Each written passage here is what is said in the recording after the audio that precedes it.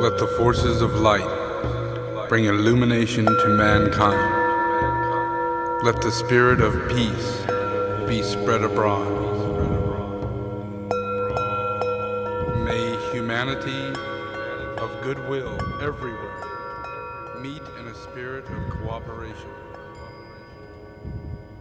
May forgiveness on the part of all mankind be the keynote at this time. Okay, we are live. Attend the efforts of the Great One. And thank everybody for attending. Yeah, we are going to be covering quite a bit today. It's a pretty interesting cycle of time. We've witnessed, the last teaching I gave was based on helping you understand that Trump is the Antichrist. That I'm not the only one saying this. It's a pretty normal state of consciousness right now. Yeah, so if you're able to reach your level of normal, then you would have a realization that Donald J. Trump is the Antichrist. Yeah, and we have him as the next president of the United States, which has already been once. And we have a lot of events going on, yeah, and we can't control them. We have no idea why they're happening, but they're happening for a reason, yeah. And there is a plot, yeah. It's not a conspiracy. It's an ongoing process of Satanism. And Satanism is based on do whatever you want to do. Do whatever you want to do. Yeah, it's like a feminist.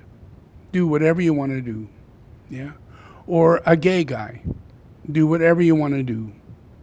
Yeah, and it's like a lot of people. You know, they take advantage of people. They steal from people. They're corrupt, and they're all the things that they do because they don't choose the hard path. It's really hard to choose the hard path because it's a hard path. It's not one that you follow. Yeah, it's one that you have to choose. Yeah, when you're choosing, you're not following. Yeah, you're not making a choice when you're following. You're just going along. And you're not making waves. You're weak. You're just going along. And that's what Satan is hoping for, is that all of you just go along. Just follow along. Because there is a plan. Yeah? And that plan is to wipe away the human race. Now, how can you do that? What, nuclear war? Greenhouse effect? Nope, not at all. No. It's through hate. Hate. And it comes from Satan. He hates everybody. But out of that, he's also the manifestation of glamours and vices, not virtues. None. I showed you that when I showed you all the elements that make him the Antichrist. He's perfect in that way. He is an Antichrist. But he's more than that. Yeah, he's more than that. He is a reincarnation. Yeah, so, and we all are. Yeah, he's nothing special. It's not like, oh my God, he's Trump. He's super special. He can reincarnate. No. Any asshole can reincarnate. It just is what it is. We all reincarnate. And if we're not good people, we come back as bad people. And if we are good people, we come back as good people. And that's just how reincarnate works. But when you're Satan, there is no idea about being a good person. You want to do what you want to do. Whatever you want to do, you want to do it. Yeah. Just molest a woman, grab her, kiss her, stick your tongue down her throat, grab her vagina, bend her over and have sex with her. No questions asked. They love it. Have loved it for millions of years, according to Trump. If you're a famous person, it's expected of you. Yeah? Don't fall short of the expectation. That's his thing. Yeah, he's quite an element to deal with. Yeah, and that element is a process of our own creation, of humanity's creation. Yeah, it's a strong element that takes the place of whatever it is that we think we're doing, and it seeds into humanity the likeness of Trump. Imagine that. Who wants to be the likeness of Trump? No one would choose that. You wouldn't choose it. Unless, like today, a lot of people think he's a superhero. You know? 215-pound super fighter, like he says. But he's actually 375 pounds, really fat guy. And that's just the way it is. And that's the truth. But what if you're in a cult? What if you're a fan, a fanatic, and you see what you want to see? You see what your cult leader wants you to see. You think the cult leader wants you to see him as a hero? As Superman? In a spacesuit or a cowboy or all those things that he's actually sells pictures of himself as? You think he has a plan? You think he's doing it for money? No, he's not. He's programming your mind. Yeah, and you think he's doing it for money, and he's not. He's programming your mind.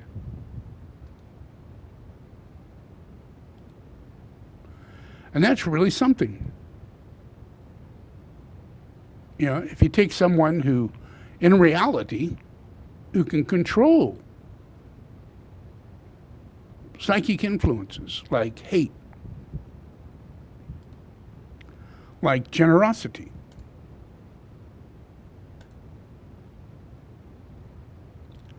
like the possibility of influencing the human race when it comes down to sexuality. Look what Satan did to Adam and Eve. That was right in the beginning. That's an intention. That's a plan. That's a plan.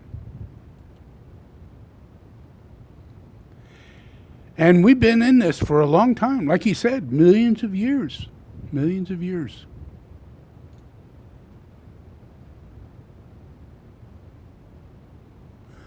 Take a look at this. Yep. This is fascism. This is Donald Trump. And he plans never not being president. No, he plans on being the world king. And in doing so, he doesn't see himself being wiped away. He sees himself creating a world that he will reincarnate in. And in that world, right now, he's like, 76? He's going to die, you know. We all die. And he's going to come back. And the world that he's going to come back to, he plans on it being this world. They will infiltrate your schools and re-educate your children. They're already doing that. Transgender, gender, or revise medical opinion and outlaw gay healing therapy. They did that. Yeah. When I was born, homosexuals was a mental illness. And when I went to school, even when I was only 7 years old, every year they showed us films on homosexuals and warned us about them. What they looked like, how they behaved, Don't get in their car.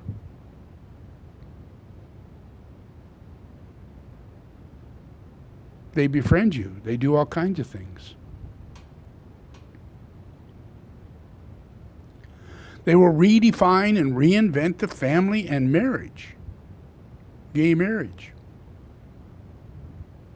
We will saturate music, art, TV, movies with our gospel, and the gospel being feminism, lesbianism, homosexuality.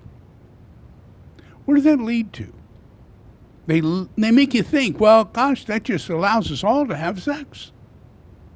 That's got to be better. But in reality, it leads us to mental illness, a greater and greater degree of mental illness. We will remold the military, even reform the Boy Scouts. We'll brand all who resist as bullies, homophobes, and haters. And we have that today. Yep. When I was young, we had films that warned us about this. What happened? How did this happen? Well, I'm like 5 or 6 years younger than Donald Trump. He's been here 6 years more than me. And in that time slot, he has built this up. And in his previous life, he developed it. He created the word fascist. He created the word. Let me show you.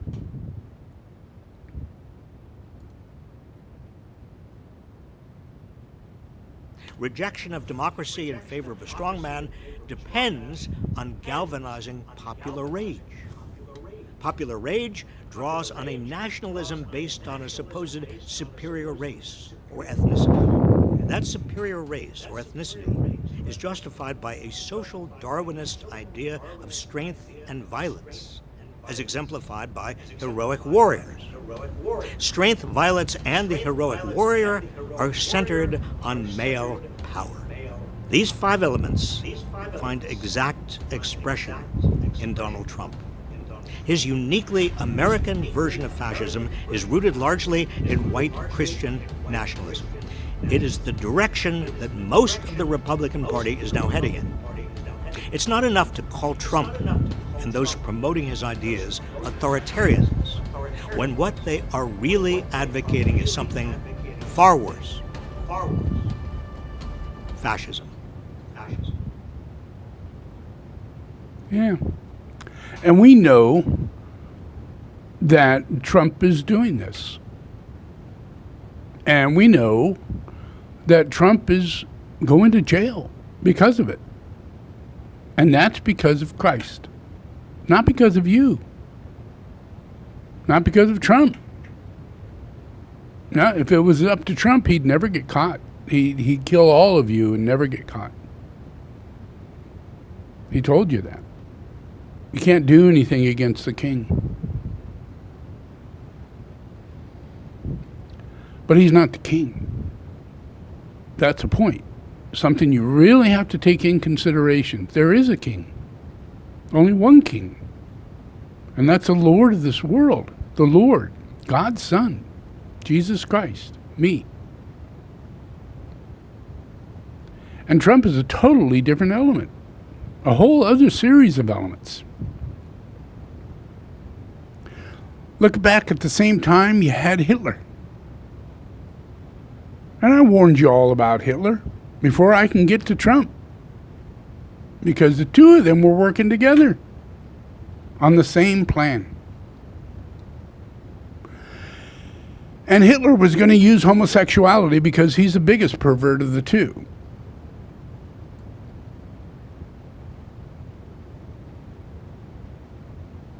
And we know about little Michael, his process.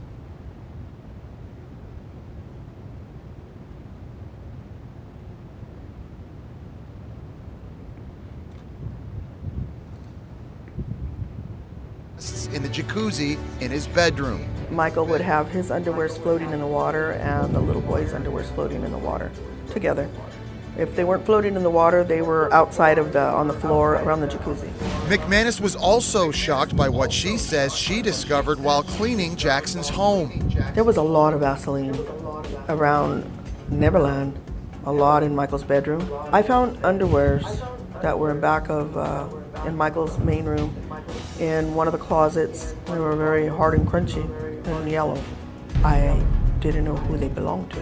She says Jackson was obsessed with capturing everything on camera and had a walk-in closet filled with expensive camera equipment. One day, she stumbled upon a secret collection of VHS tapes. I think they were of Michael with boys doing inappropriate things. I think they were probably sex tapes. McManus says she was warned to never reveal what she saw. I was told by Michael's bodyguards that they could hire a hitman to take me out, that they could have somebody slice my neck and you'd never find my body. You just do what you're told to do. You don't question him. She went on to testify against Jackson during his 2005 molestation trial. He was acquitted of all charges. Yep. Acquitted of all charges. Yeah. And we know of all the molestation. And this is Michael Jackson. Who is Michael Jackson? Well, he was, at one time, he was Hitler. Am I the only person who thinks that? Is that possible? Are there more people on this planet that can wake up to this sort of thing? Are you seeing it? Yeah, because it's the truth. You know, there's only one truth, right? There's only one truth. Not a bunch of truths, not a bunch of genders. A whole lot of things are not delusions and illusions.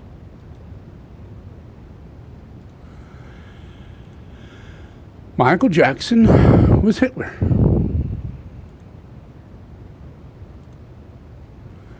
And it's a lot for everybody to take in.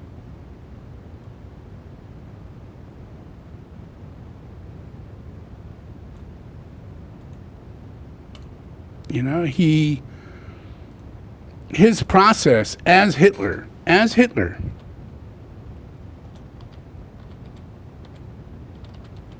was that he was one of the biggest perverts on the planet. And you really got to study it, you know, because there's a lot of information around Hitler and his perversion.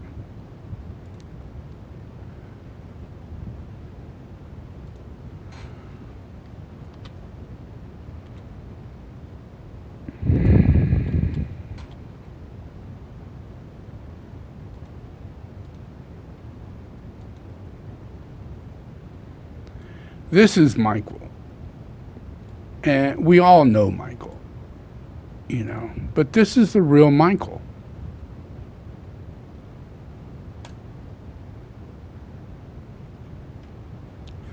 Michael Jackson. You remember Michael Jackson? The guy everybody let off?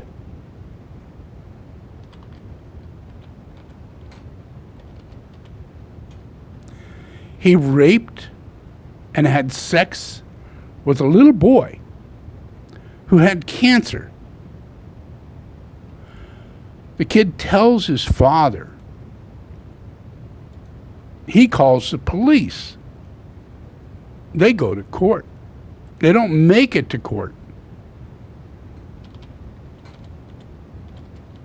He pays them off. We don't get to hear about it. Not much information about it. He gets it all covered up.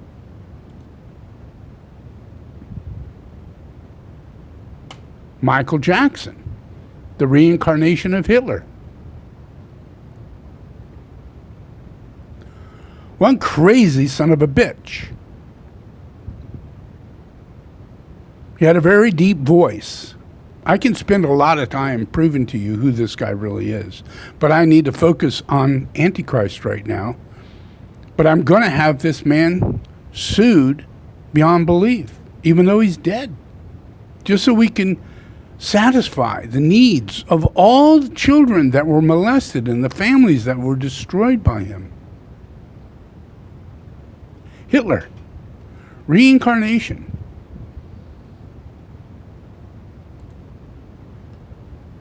Named investigator told the outlet the documents exposed Jackson as a manipulative, drug and sex-crazed predator who used blood, gore, sexually explicit images of animal sacrifice, and perverse adult sex acts to bend children to his will. Jackson, who died in June 2009, was under constant scrutiny from local authorities after multiple child molestation accusations. Then that they found photographs, books of young boys who were undressed. Didn't happen. No, not that I know of, unless people sent me things that I haven't opened. People know my love for children, so they send me books from all over the world. The information published in the Radar Online report was supposedly uncovered when investigators raided Jackson's house in 2003 following a child molestation accusation. He was not found guilty on all 14 charges. For Newsy, I'm Matt Moreno. Yeah. Isn't that amazing? Yeah. So you've been duped. You've been duped. And you not only were duped, but you fell in love. You protected him.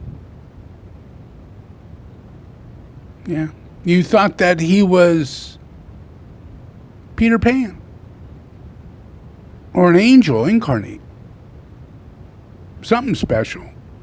I mean, when you're a cult, you go way far to the other side. Like in Trump's case, he thinks he's God. He thinks he's Christ. He knows he's not Jesus the Christ. No. He believes that he is Apollo, the son of Zeus. And in his mythology, he believes that's who Christ is. But in truth, Zeus is the devil. And Apollo is the son of the devil, Lucifer. That's the truth. And he is Lucifer. Look at his mugshot. You want to see a picture of Lucifer? Take a look at his mugshot.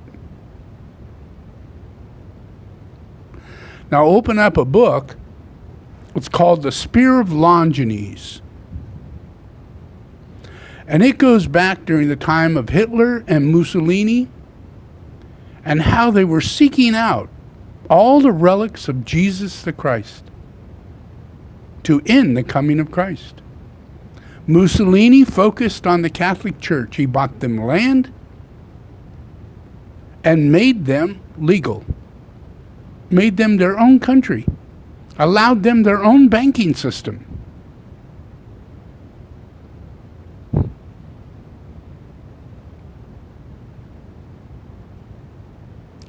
And at the same time,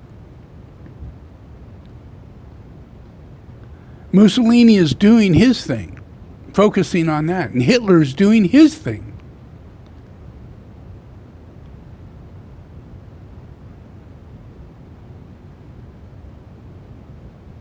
It's hard to tell because you're not aware of the truth.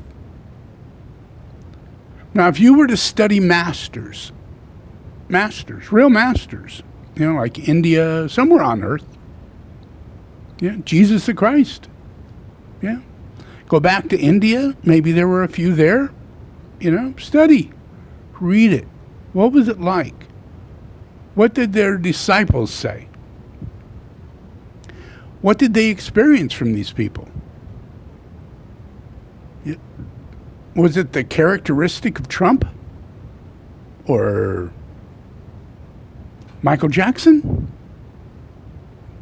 Michael Jackson was a molesting pervert who drew pictures of killing animals and kids having sex with animals. As sick as you can get.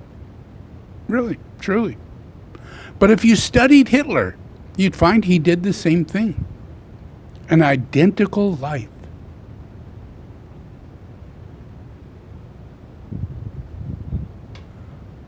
Take a look at this picture. What is Michael Jackson wearing? Why would he dress up as a military soldier with a gun belt strapped across his chest and around his waist? Why would he wear an armband like Hitler? Why would he wear all black? Why would he wear military clothing? Anybody? Why did he behave like that? They're the same person. They are the same person. You can't see it, but I promise you, in less than 100 years, you will see it very clearly. Because he won't be reincarnating. And you'll have a fresh view in your mind. Because what you're not aware of is that we live in an astral field. Totally. All of our emotions and our belief systems, everything. Why do we feel we have to live in a square box house? Because we have a little mind. A little mind. A dogmatic mind. Yeah. Everything in little boxes. Lower mind. That's where everybody's at right now. It takes a long time to get to higher mind. And that's what you find when you get to masters like Jesus.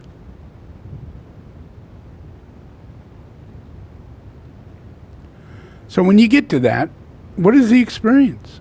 Well, there's healing. There's greater wisdom. There's the ability to heal people through exorcism and dispelling the very evil glamours people like Michael Jackson have. Molesting of children, raping of children, drawing pictures of demons.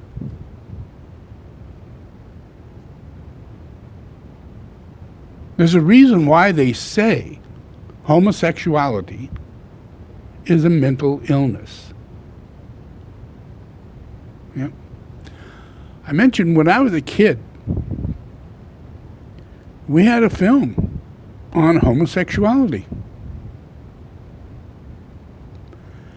And, you know, why would they do that? Well, you know, because we were more in the truth at that time. Michael Jackson had died twice since his death as Hitler. And the last incarnation is the one that we know as Michael Jackson. So by the time he got to be incarnated as Michael Jackson, he was about 5 years behind me. And I was about 6 years behind Trump, who was Mussolini.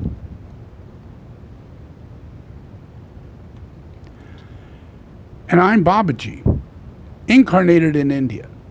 That's my life. I had lived for a very long time as a master. Had many emanations of incarnations because I'm a master. And throughout all these lives, I have many, many disciples. Yogananda, Yokteswara, so many. And from them, if you study, you'll find that we were the teachers to Einstein and Tesla, close friends. They had masters from India sent to them by Babaji, me. So I influence this world. I send masters out into the world to influence the ongoing technologies and advancements of the world, the governments and everything, and bring about a better world. Bring about an enlightened world. But simultaneously, there is this incredibly evil, satanic reality of witchcraft that goes on. And us as masters, our focus is to abolish that, to end it. So when I say ending all homosexuality on earth, I'm only speaking for the masters of this earth and what we do. This is what we do on a daily basis, all the time, if you were to study us. But you don't. You don't have a way to. And these days, people claim to be channels for Ramtha, or Jesus, or Mary, or Magdalena, or anybody. And then you hear those words, and they're so flowery and everything. They don't warn you about homosexuality. They don't warn you about the reincarnation of perverts. They don't tell you that Michael Jackson was Hitler. But if you study me, and you go back, even to the very early 90s, when the internet first came out, I put out one of the first websites. Yeah. And I went on and on and on about how Michael Jackson was a reincarnation of Hitler, and I put at least 25 known people and their past life reincarnations in my first website, just so I can help you out.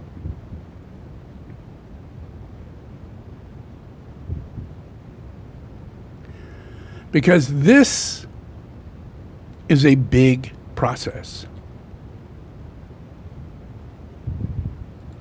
These are people that are working hard to bring about an ideology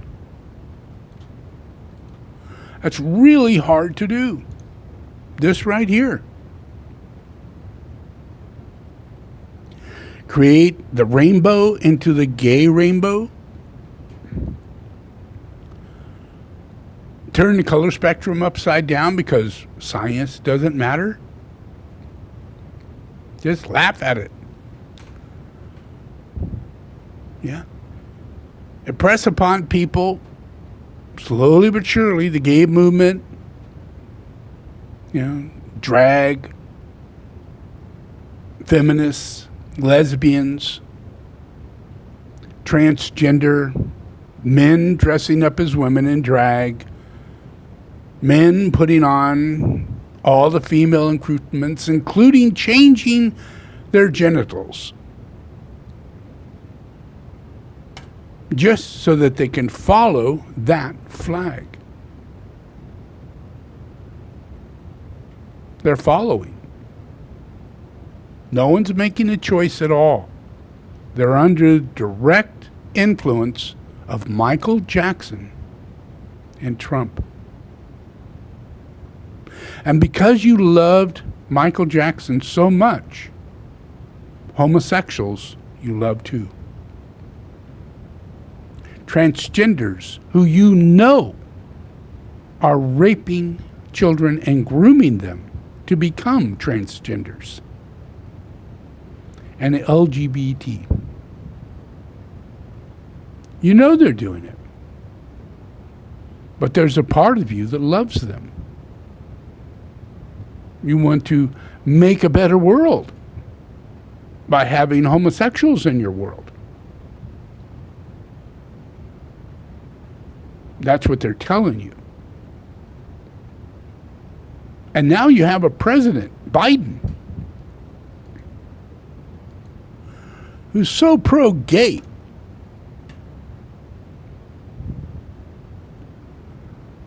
Gay pride.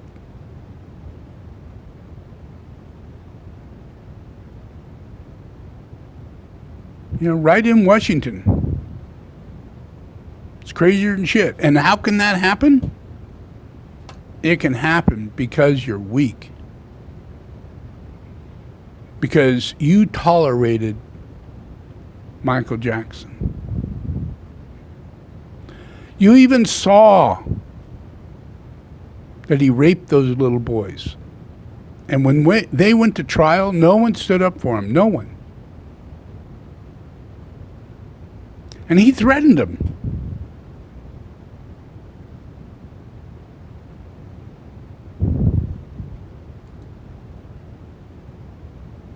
Why did you do that? The training, Michael's training of me to testify began the first night that he started abusing me. He started telling me that if anybody else ever finds out, we'll both go to jail. Both of our lives will be over. The 2005 criminal trial of Michael Jackson centered on molestation charges brought by a child cancer survivor named Gavin Arvizo. Court testimony shows that from the stand, Wade Robson denied ever kissing, showering, or even cuddling with Jackson. You know, they credit your... Now, young Gavin was a cancer survivor. He was on cancer treatment at the time that Michael Jackson molested him. And you all know this, but you can't remember anything. Crazy. testimony in part for Michael's acquittal. You know, you were called really a star witness. You withstood a blistering cross-examination, and he was acquitted. On some level, do you feel guilty about that now? Do you think about that? Yeah, I do think about that. I have, and I do. I wish that I was ready. I wish that I could have helped Gavin Arvizo receive some justice and some validation for what happened to him. It was just like what happened to me and just like what happened to James. And I wish that I could have played a role in, at that point, stopping Michael from abusing however many other kids he did after that. Named investigator told the outlet the documents exposed Jackson as a manipulative, drug and sex-crazed predator who used blood, gore, sexually explicit images of animal sacrifice, and perverse adult sex acts to bend children to his will. Jackson, who died in June 2009, was under constant scrutiny from local authorities after multiple child molestation accusations. Then that they found photographs, books of young boys who were undressed. No, didn't happen. No, not that I know of, unless people sent me things that I haven't opened. People know my love for children. So they Yep, we sure do. And you should. And you should today and forever know who Michael Jackson really is. Hitler. Yeah, don't think of that incarnation we had this time that you created a fantasy around when you found out he was having sex with little boys. And everybody joined in on it, thinking, oh, well, being gay is okay. You know, two guys getting married is okay. Gay pride in Florida, in Seattle, and Portland, and San Francisco is okay. That won't affect the world, won't affect children, won't affect our society. It's okay. But does it? Yes, it does. All this is happening is because of hate. Homosexuals hate. They hate. They do not love. They hate. Hate. They wouldn't do what they're doing if they didn't hate. They have sex with animals. They take little boys and molest them. And if they're like Trump, they grab girls and just rape them. Why? Because rape is a hate crime. Homosexuality is a hate crime. It's a hate crime. You're so far from discernment, discrimination, Children are being led to having their penises cut off.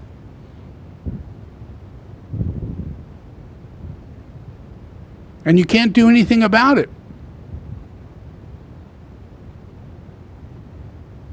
No, because they lie to you. The teacher is a lesbian, a transgender. Your school board is superimposed by that reality, not by the parents or by the children. They're under an insane delusion about transgender or homosexuality, and that children can choose whether or not they're male or female. What effect would that have on society? Hate. Absolute delusional hate. Imagine all the men that we are. I'm a man. Yeah. God's a man. Yeah. And all the men that we have in the world, all the men. Yeah. What if you hate so much? You hate the men. You think they're ugly, worthless, absolutely worthless. What do? Nothing. They're worthless. That's insane. That's the stupidest thing in the world to say. Because when you go out, you see firemen, you see people in the military, and they're all men. You see someone fixing your electrical line, it's a man, and that's very dangerous out there. You see all the food, and the farm, and the plowing, and the animals, and everything that's being done is done by men. And yet, you hate it. So what's going to come from that? Everything you get will be imperiled. The car you buy, the food you buy, the house you buy. Because you hate the person who made it. And you don't know you're doing it. Because you're under an illusion that it's all being done through some fairy tale. Some fairy made that car. Some gnome. In La La Land, under Disney ideals. When you're transgender, you think crazy-ass thoughts.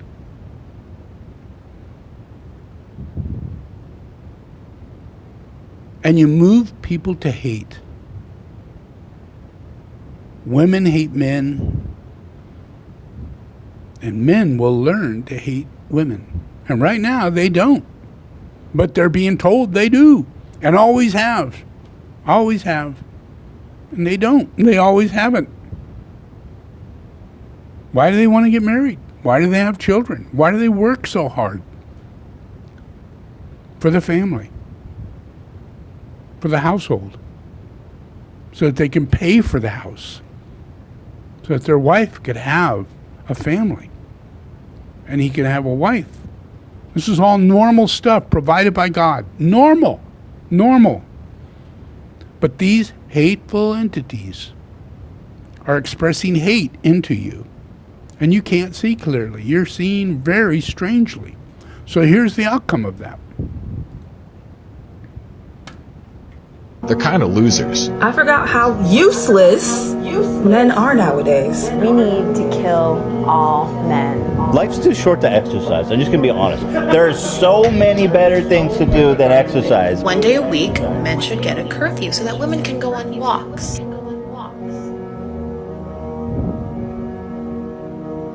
Men think they're so much more important than they are. Like, we don't even need y'all for a good nut no more. When you do that and there's like muscles there, nobody cares about that. It's okay to be weak.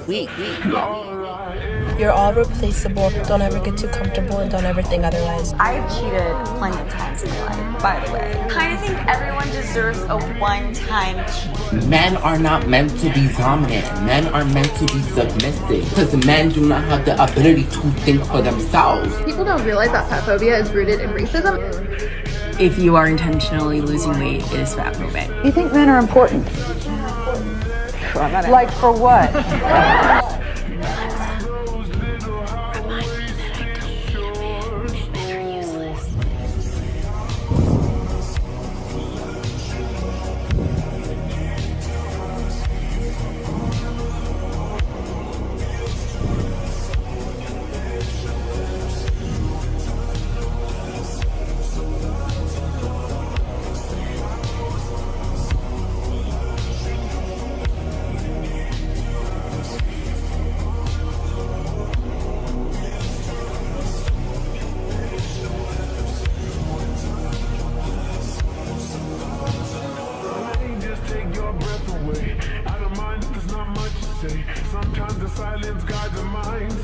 a place so far away.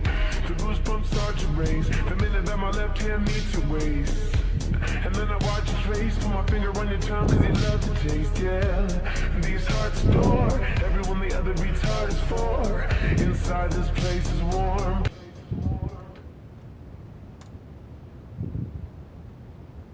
And the swimmer who's been beating lots of women is Leah Thomas, and Leah Thomas has now gone full Antifa. He's posted a picture of himself with a message endorsing Antifa. And there is a movement underway. They call it Trans-Tifa. And these are trans people who are so radical and so violent in terms of their rhetoric or the way they approach life that they've sort of endorsed the Antifa mentality and approach to conflict. And Leah Thomas, Will Thomas is how Leah lived up until 2 years ago, made it to I think 19 as a man before declaring himself a woman, has joined the movement and is now posting weird social media bondage-esque photos of him with that message. It doesn't surprise me because, as I've told you before, the Daily Wire did a deep dive into Leah Thomas's social media, and it's dark and disturbing.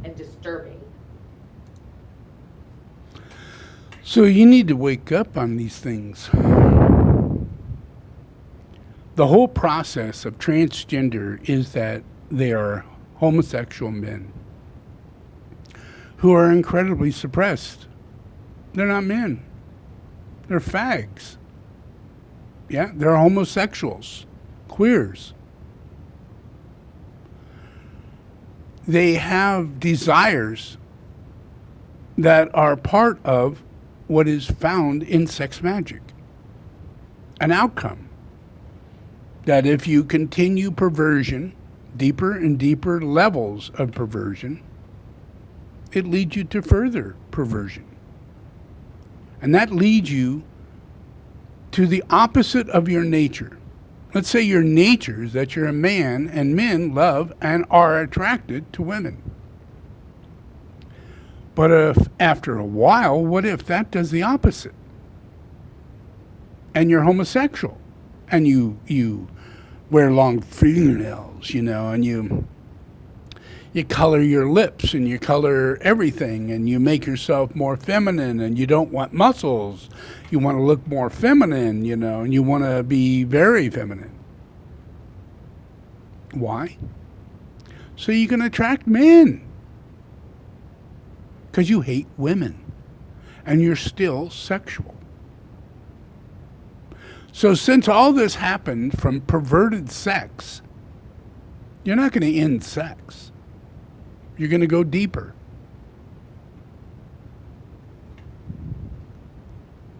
And it'll manifest into the world as a social condition of mental illness. Mental illness, of all things, come on. So I told you when I was a kid, before they made it illegal to treat homosexuals for mental illness, they made it illegal.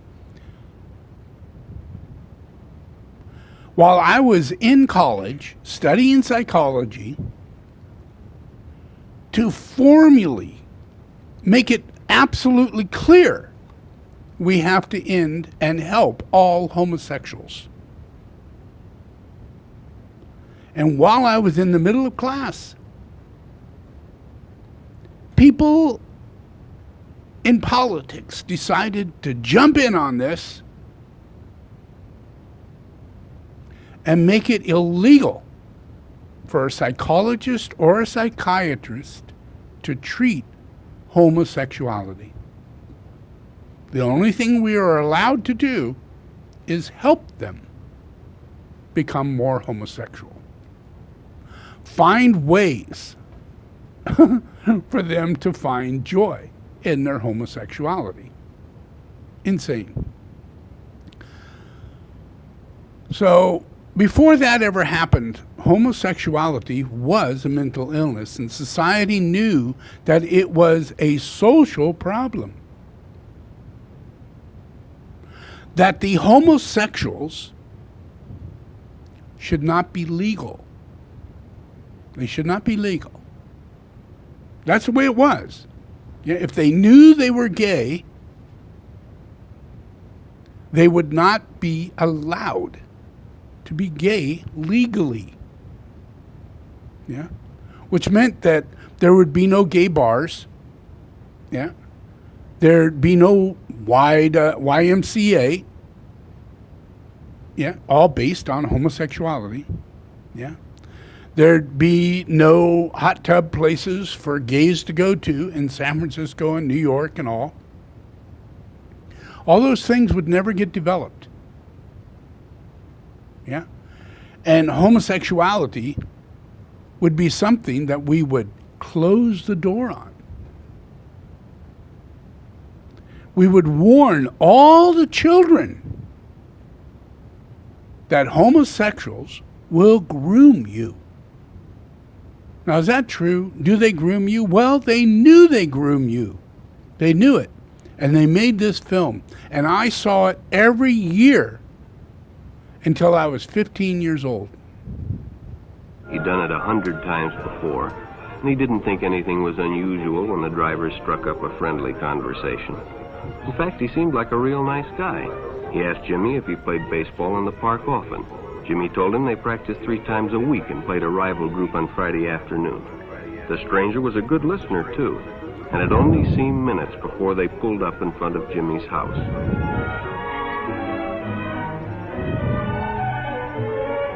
When Jimmy got out, the stranger gave him a friendly pat.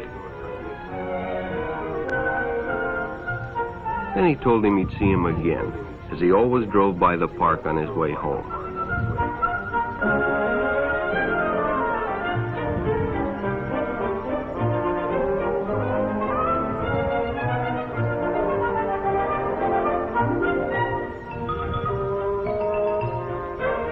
Sure enough, the following day, when Jimmy finished playing ball, well, the man was there waiting.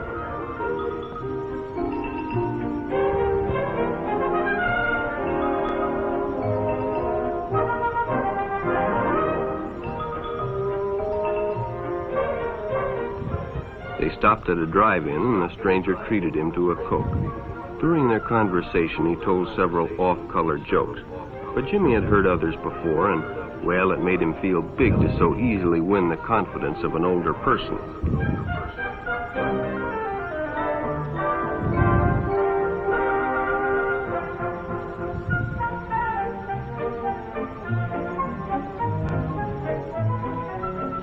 The following Saturday, they went fishing together.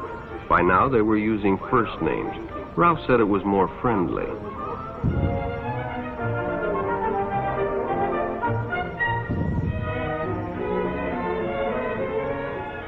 Jimmy hadn't enjoyed himself so much in a long time. Then during lunch, Ralph showed him some pornographic pictures. Jimmy knew he shouldn't be interested, but, well, he was curious. What Jimmy didn't know was that Ralph was sick, a sickness that was not visible like smallpox, but no less dangerous and contagious, a sickness of the mind. You see, Ralph was a homosexual, a person who demands an intimate relationship with members of their own sex. But by now, Jimmy felt a fondness for Ralph, and they continued to go places together. Ralph was generous and took Jimmy many interesting places and did many nice things for him.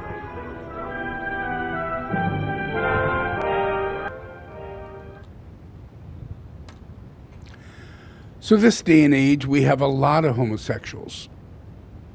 And they get married. Yeah. And the feminist side, the lesbians, make up a story telling everybody that we're in a patriarchy, that men hold us down. We need equality. We need to be paid the same. We need to have the same respect.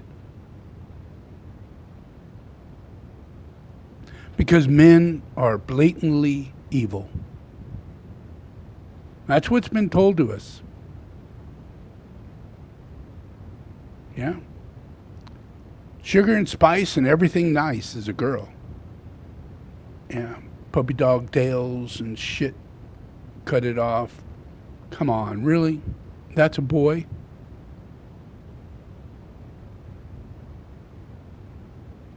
We're taught these things, by homosexuals. Perverted people with perverted minds.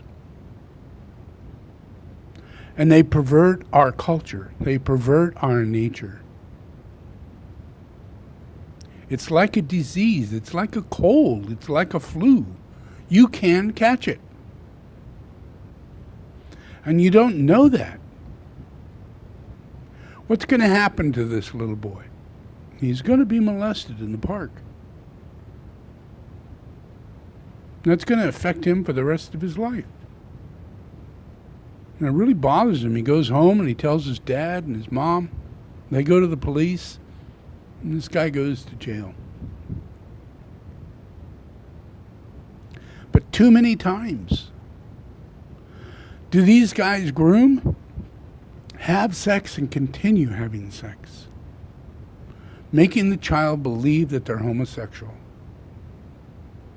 that they had a choice, and that they wanted to do it. That's what Michael Jackson did.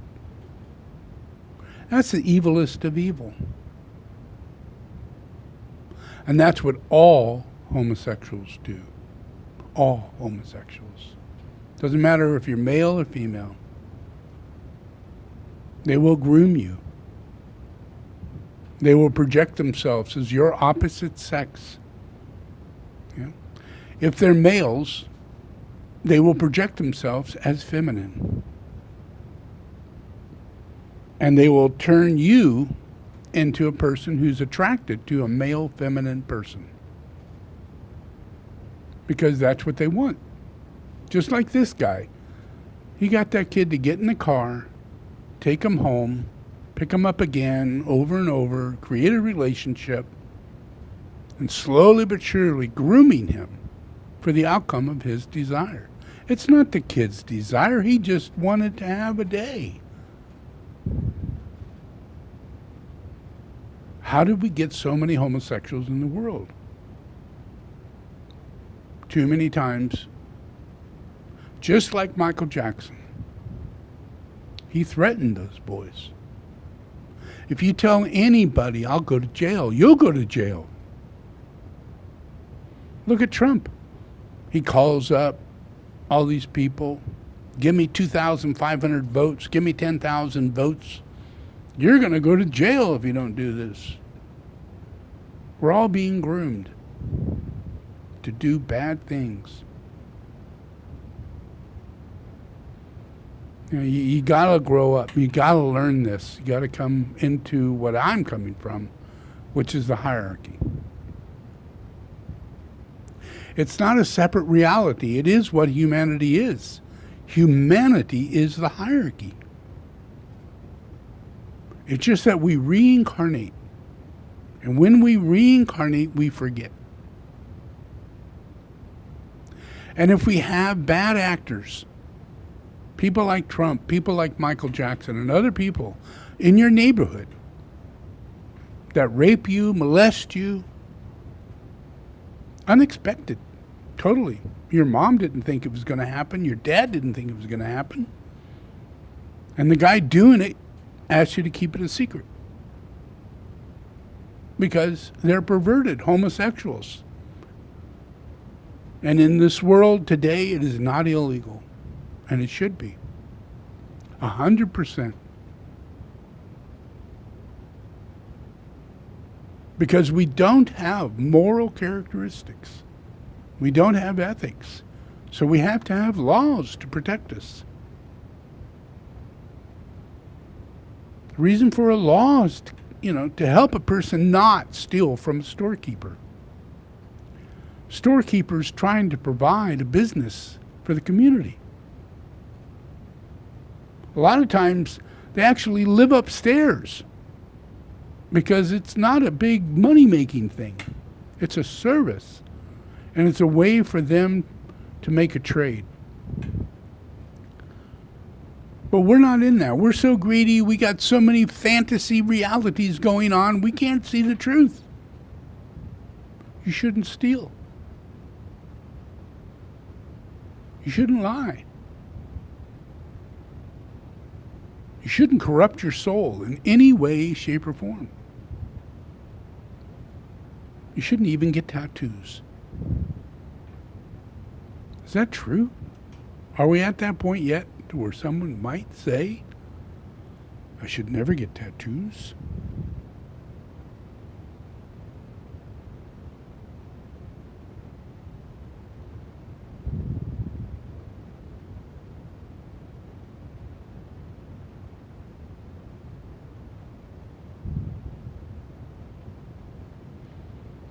Yeah, there's a lady who is on the internet. Her name is Pearl. And she's a really nice lady, just normal as normal can get. That's the thing. And I mean, it's hard to come across anybody who works toward this. Yeah. And she grew up in a family that supported it and had a mother that told her, you're never going to get a tattoo. And she would come home and say, why are you so strict? You know, what's with you? How come I have to live like this? Everybody else gets tattoos and gets to date and have life that they want, you know. But me, I got to not have tattoos. How come you're so strict? But now she's really thankful that her mother was so strict because she has no tattoos. And everybody else around her has tattoos. And they're all wondering, how come they can't find anybody that loves them?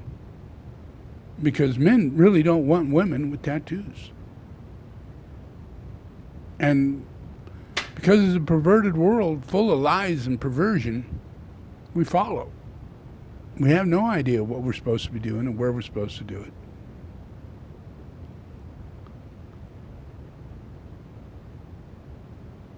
You know, so tattoos is one of those big things. Tattoos is everywhere. You know, it is grooming. It's grooming.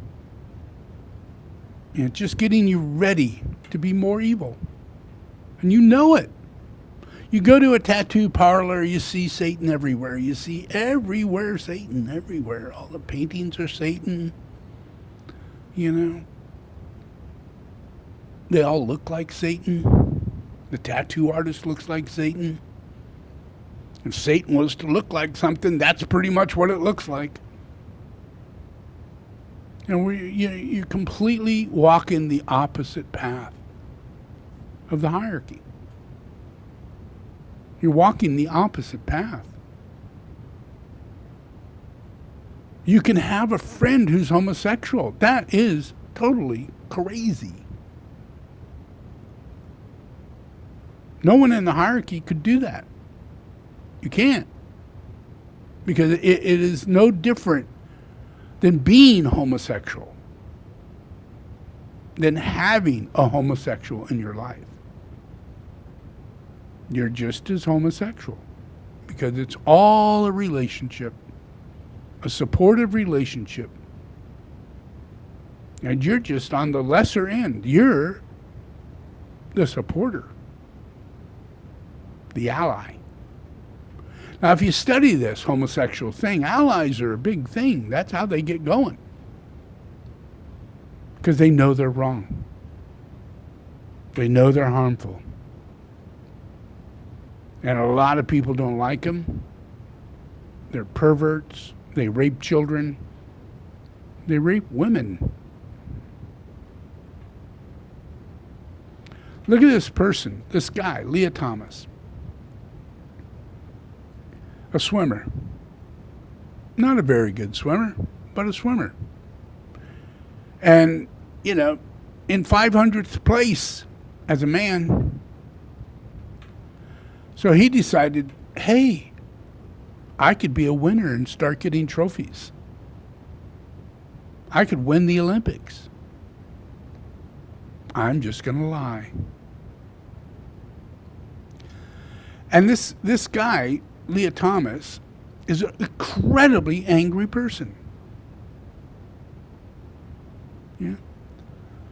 He's hostile, angry, gun-toting kind of person.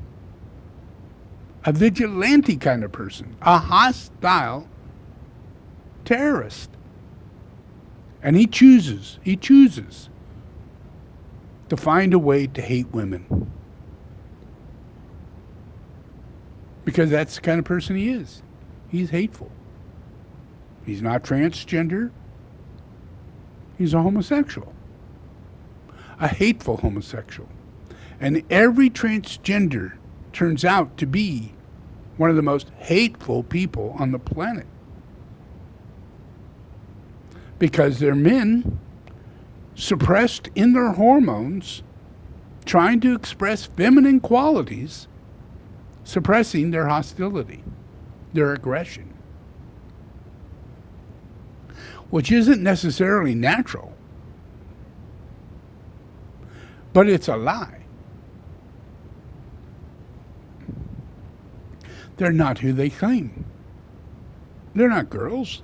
They're men. Even as a gay man, you're not a gay man. You're a pervert having animal sex with another man.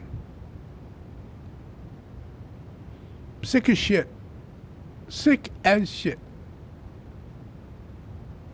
And it should be illegal. The only reason why it should be illegal is because you're too frickin' perverted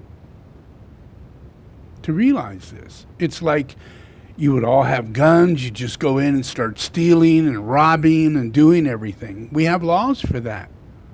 That keeps you from going out, getting a gun and going and stealing and robbing. Because you know you're going to go to jail for it because it's illegal to do such things. Yeah? We prevent crimes. Things that are illegal. Why are they illegal? Because they're harmful for society. They're destructive. I showed you this film of a young boy, and I saw this all the way through my life, warning us about homosexuals. He'd done it 100 times before, and he didn't think anything was unusual when the driver struck up a friendly conversation. In fact, he seemed like a real nice guy. He asked Jimmy if he played baseball in the park often. Jimmy told him they practiced 3 times a week and played a rival group on Friday afternoon. The stranger was a good listener, too, and it only seemed minutes before they pulled up in front of Jimmy's house.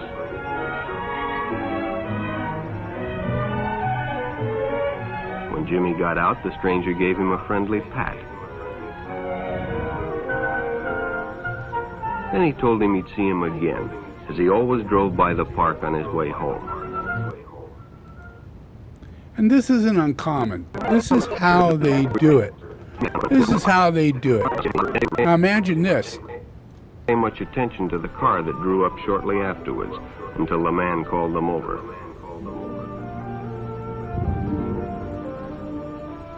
Had 2 boys been by on bicycles? The boys nodded they had. Could they recognize them if they saw them again? Well, then he guessed he could. Then hop in, the man said. Those are stolen bikes. Without giving it another thought, Denny got in and the car sped away. Jerry watched. He'd been told many times, if a friend got in a car with a stranger, to write down the license number. It didn't seem to apply, but, well, fortunately, he marked it down.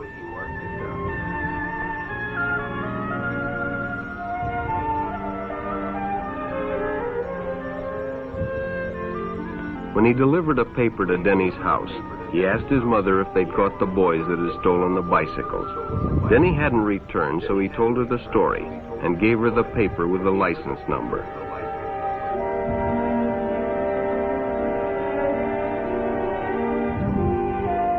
Being a careful parent, she decided to call the police. Jerry supplied the necessary information, and the stranger's car was quickly spotted. It was a good example of how important it is to always get the license number and description of any stranger who takes a young person off alone, no matter what they tell you.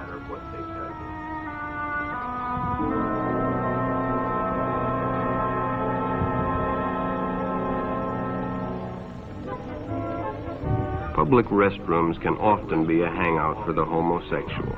Bobby and his friends hadn't noticed the man who had been in the restroom when they changed, and as it was late, he suggested they take the shortcut under the pier, but the others preferred to take the more traveled way home.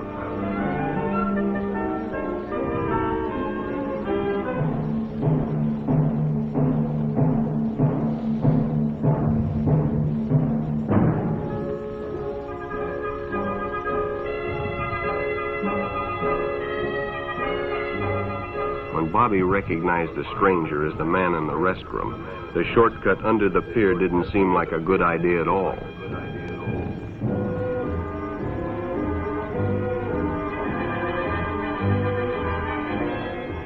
After all, it's more fun to stay with your friends anyway.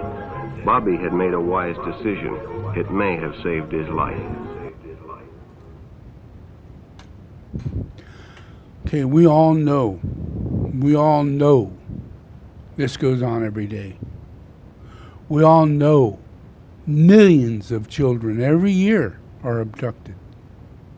Just like that kid. There's a film out. We all know that film's out. Freedom. Billions of dollars are made from this, from capturing little children. And who does it? Homosexuals. Homosexuals. Homosexuals. Homosexuals. Homosexuals. You must outlaw it. Your whole country, every country. It must be outlawed.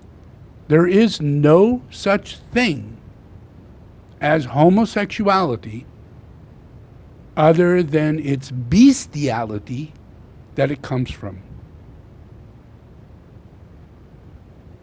It comes from evil sexual perversion. And they need mental help. I don't mean to line up homosexuals and start killing them. They need therapy. They need to be stopped. Stopped.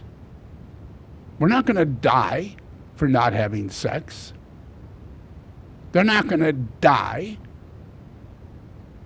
So stop it. Live your life without your perversion. Allow yourself to go through your life and die. And reincarnate. And you will not have the same level of perversion you did. Because you did nothing about it in your previous life. You followed through. And our society didn't do anything that much about it. Especially now. And all over the world, all over Europe, Spain, Africa. Homosexuality is the number one problem. Number one. You have to stop it. It has to be illegal.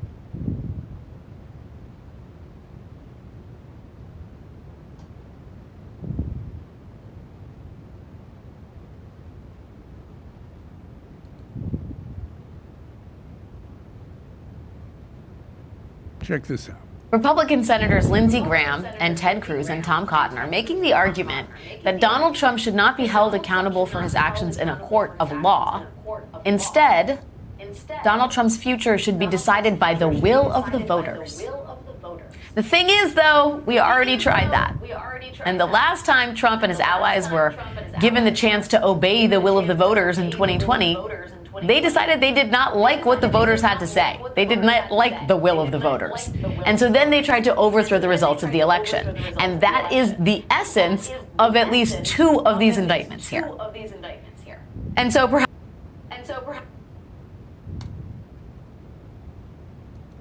Of all of the people making the case for Donald Trump to be jailed pending trial, he himself is making it better than anyone. Let's cut right to the point here. When Trump was being arraigned for the election theft case in Washington, D.C., here's what the magistrate judge said to him. Quote, "It is important that you comply with each of your conditions. If you fail to comply with any of your conditions of release, a warrant may be issued for your arrest, your conditions of release may be revoked, and you may be held pending trial in this case.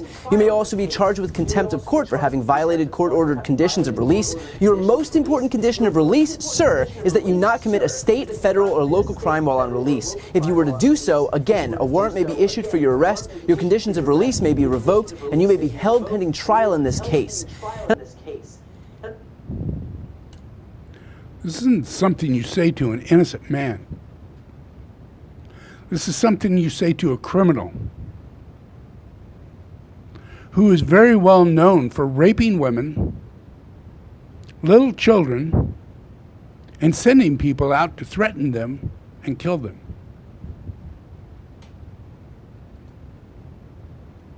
Texas woman is charged with threatening to kill the federal judge overseeing former President Trump's elections interference case in Washington. This is the judge, Tanya Chutkan. The message was left on her voicemail. Suspect Abigail Shry of Alvin, that's near Houston, is behind bars with the bond hearing set next month. Now, she admits to making that call, but says she had no plans to carry out anything that she said. Now, oh, how nice. That's Trump. And you know it's Trump. You know it's Trump. Law enforcement officials are investigating threats against members of the grand jury that are overseeing former U.S. President Donald Trump's legal battle in the state of Georgia. Threats that reportedly came after the personal information of jury members was leaked online. That's according to the sheriff's office in Fulton County, Georgia, the center of that legal battle. It's where Trump and associates were charged earlier this week with conspiring to illegally subvert the 2020 election results in that state. NBC News and CNN had previously reported that names, addresses, photographs, and social media profiles purporting to belong to the jury were being shared online. It's been high security around Fulton County's courthouse in Atlanta over Trump's indictment.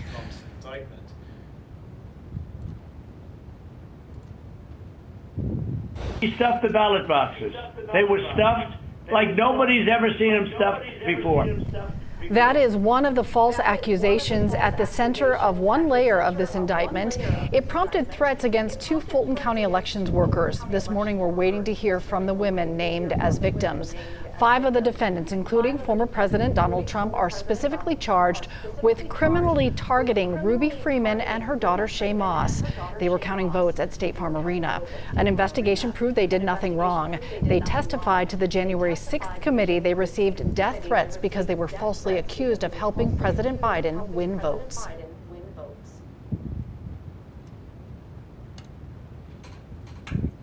Chaos, chaos, chaos. The entire process of Satan is to create chaos. And he does that, making you think you're doing it for your own freedom. Yeah, you want to have your own way. Eat when you want to eat. Yeah. Go where you want to go. Do what you want to do. Do how you want to do it. That is not a path made in heaven. There's no God involved in that. None. Zero. Just you. Self-ishness. That's all it is. And it's not evil. It's called astral. Astral. We're in an astral world of lower mind with low-minded behavior. And that includes hostility, aggression, and rape. Seething aggression leads a person all the way to being, a murderer who enjoys killing, who enjoys blood, who enjoys seeing another person in pain and giving torture, whether it be physical, mental, or emotional. That's inhumane. But yet it is part of the perverted nature of a human being. It's inside the astral beast of nature. We all have to grow out of that. We have to create the human being. We have to behave as though we care.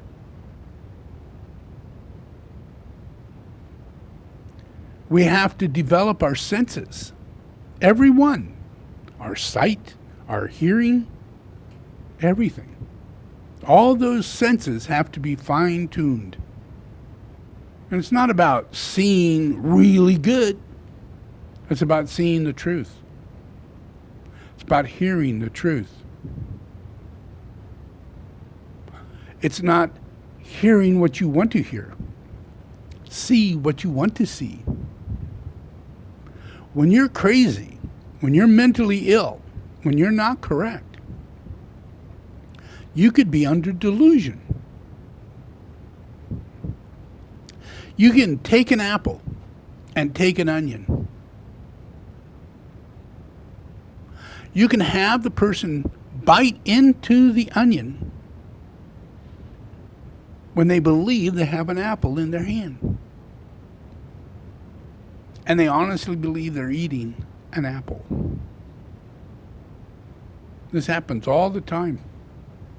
Yeah? Mind over matter. You can even taste, hear, see. Yeah? It's all self. When self is so much, it consumes you over reality. That's called delusion. And your mind creates, in its own way, an illusion. It alludes to knowing something. It sticks on it. I know what that is. It alludes to that. And if it's not correct, it projects that that's what it is. And if that's not correct, you have a terrible thing as an outcome. It's just the way life is. Life is harmony. Yeah? You have to have everything organized correctly. How you think, how you behave. If you're homosexual and you have all these perverted thoughts and ideas and behaviors and actions, it's all mental illness.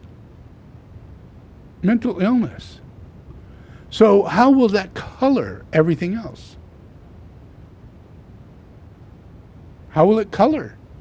You know, will you think human rights? Will you think that another person is probably gay just like you? Even though they're not? And they're just your little buddy? But you're not. You're a predator. Like Trump. Like Michael Jackson. You're a predator. You're a homosexual. Just like that guy on the TV. Chasing little boys. Picking them up in cars. Predator. Yeah? And you are the subject of their desire. The straight person. The common, everyday, normal person. The straight person. The one who's going to grow up and love a woman. And love their children. And work hard. And try and find jobs they appreciate. And be appreciated in doing. That's a normal manly life. Just is. Life is hard and then you die, and that's just the way it is. We accept that. But a homosexual doesn't go that way. They have fantasies and delusions and glamours, and they got to be rich, and they got to have all these things, and they have to tell women what to do and how to dress and how to be a model, and holy shit. And then we come up with a world where nobody likes. What do you think about white men? I think it's just the term white man, just immediate turn off. What do you think of black men? Love. Do you think it's racist to, by default, not like white men? I mean, I don't think so, because I think there's a difference between like racism and that's an interesting question. It's an interesting question. Yeah, because like, I mean, I don't.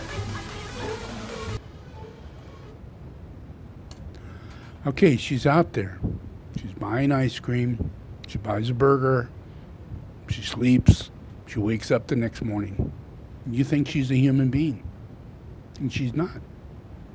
She's mentally ill. And you're not going to do anything about it. Nothing. Not a thing. You're going to be her little ally. Yeah, because you're astral. You're not sentient. You're not a soul. This is a hard thing to try and educate, people in a place where all this is going on. I'd rather be in the hierarchy, but I'm not right now. I am the hierarchy, and I'm fully graduated, and I have no problem not being amongst a bunch of the hierarchy, but I'm not amongst homosexuals, and I am only amongst people who follow Christ. So I'm in the hierarchy. It may not be at the highest level, but I'm in the hierarchy. And you could do this too. But you have to help people. You have to help the homeless. You have to see that homosexuality is a mental illness. And that's on all levels. Feminism. This lady here is a feminist. And she's mentally ill because of it. Wow. So imagine you go through your life and you think, whoa, we don't need men. What are they used to? Why do we need them? We could do anything. If they were all gone, we could get right out there and take care of anything and do anything. Is that true?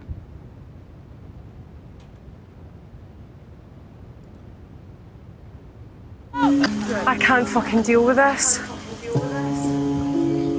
The women have circled back to Coconut Beach for a second time.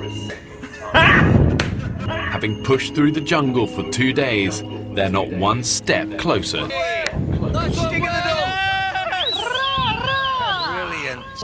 For the moment, absolutely buzzing. Yeah, definitely feel like a tribe on a hunt. Yeah, it does, doesn't it? Everyone's come out prepared. You really need to know how I'm feeling. I feel fine. Another day at the office.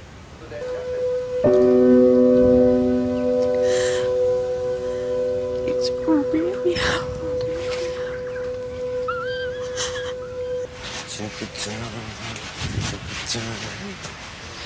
I feel really good, yeah. Oh, shit! Oh my god, that's yeah, it's enormous. It's watching us. No!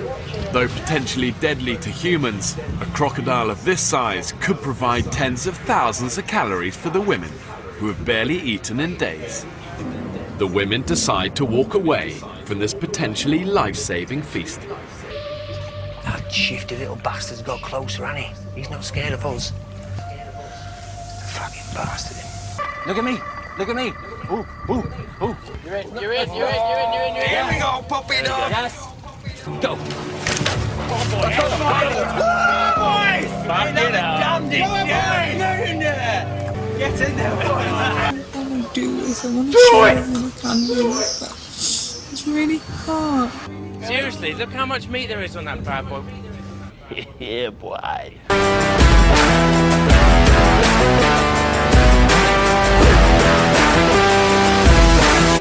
This crocodile part is top tier comedy.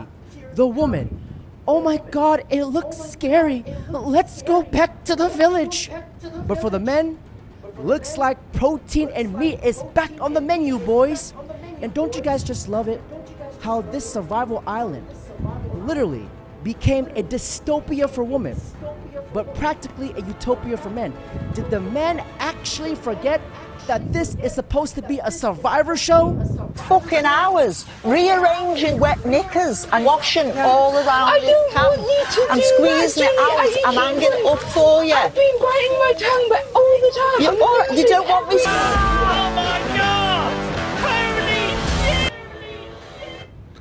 So if you watch that, you would notice that the women are at each other's throat. And they're looking with anger and hostility and weakness and self-doubt beyond your wildest imaginations. You know, we all suffer from that. We all suffer from self-doubt. We have to build up. We have to be better. But if you're not doing that, you're going to end up like this. And under delusions, you could think, no, I'll be just fine. But truth is truth. And I'd really rather want to help you. And you're not going to get to this truth unless you see it all. You have to see it all. I'm so ill that I just need to sleep. Like my throat, I can't swallow. Enjoy the idyllic tropical sunshine. Think life isn't too. So the one who said I can't sleep, she's only 19 years old. Strongest of the group, fully capable, but the weakest of the group because she's fully dependent. Insane. But yet that's how it is. You know, and it's all about, it's not that way. Oh no, it's not that way. We can't eat because we have no fire. They have no fire. Oh my God. No fire. Yeah. All the wood's wet. The whole island and all the wood's wet. Not true. Not true. The guys have fire. It's not because they have lighters or matches or anything like that. They're human beings under the same condition. Except these people don't want to commit. You have to commit. It's all about commit. Let's say they're hungry and you need to eat something. Well, you see an alligator. You have to commit. You're going to get that alligator, you're going to kill it, you're going to eat it, and you need a fire, and you're going to make a fire. You have to commit. But watch this. The whole problem is a lack of commitment. Let the feast begin, boys. Yes.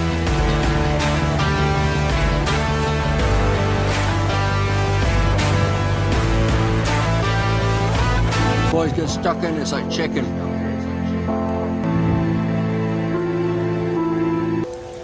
We have nothing to drink because we can't boil it to purify it. Oh boy. That's really bad. The guys are living it up, having a great time, you know, slapping each other on the back, hugging each other, laughing, loving each other, supporting as a team, getting things done. Nobody is holding anybody back. Yeah.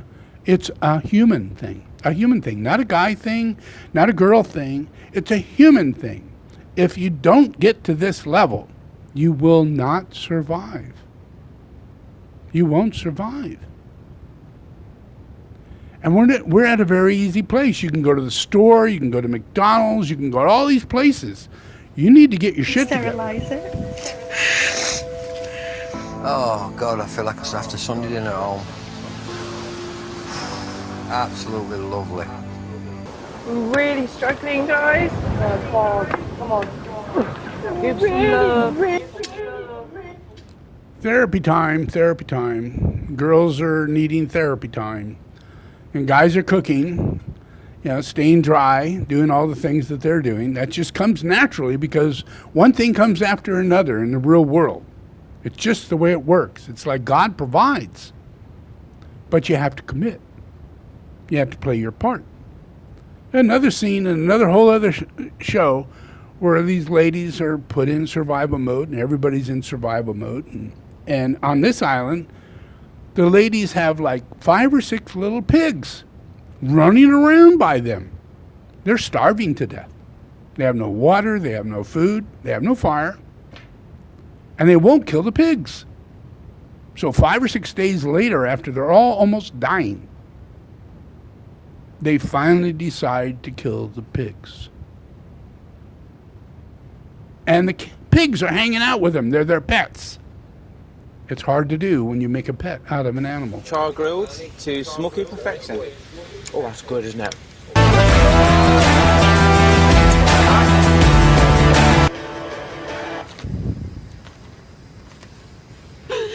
can still. I'm just so fussy.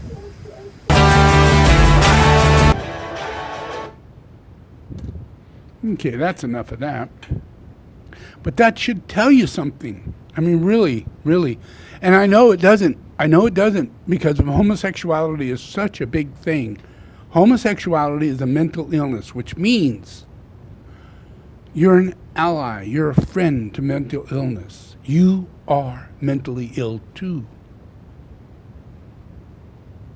See, there is no separation. If you think there's separation, that's part of your mental illness.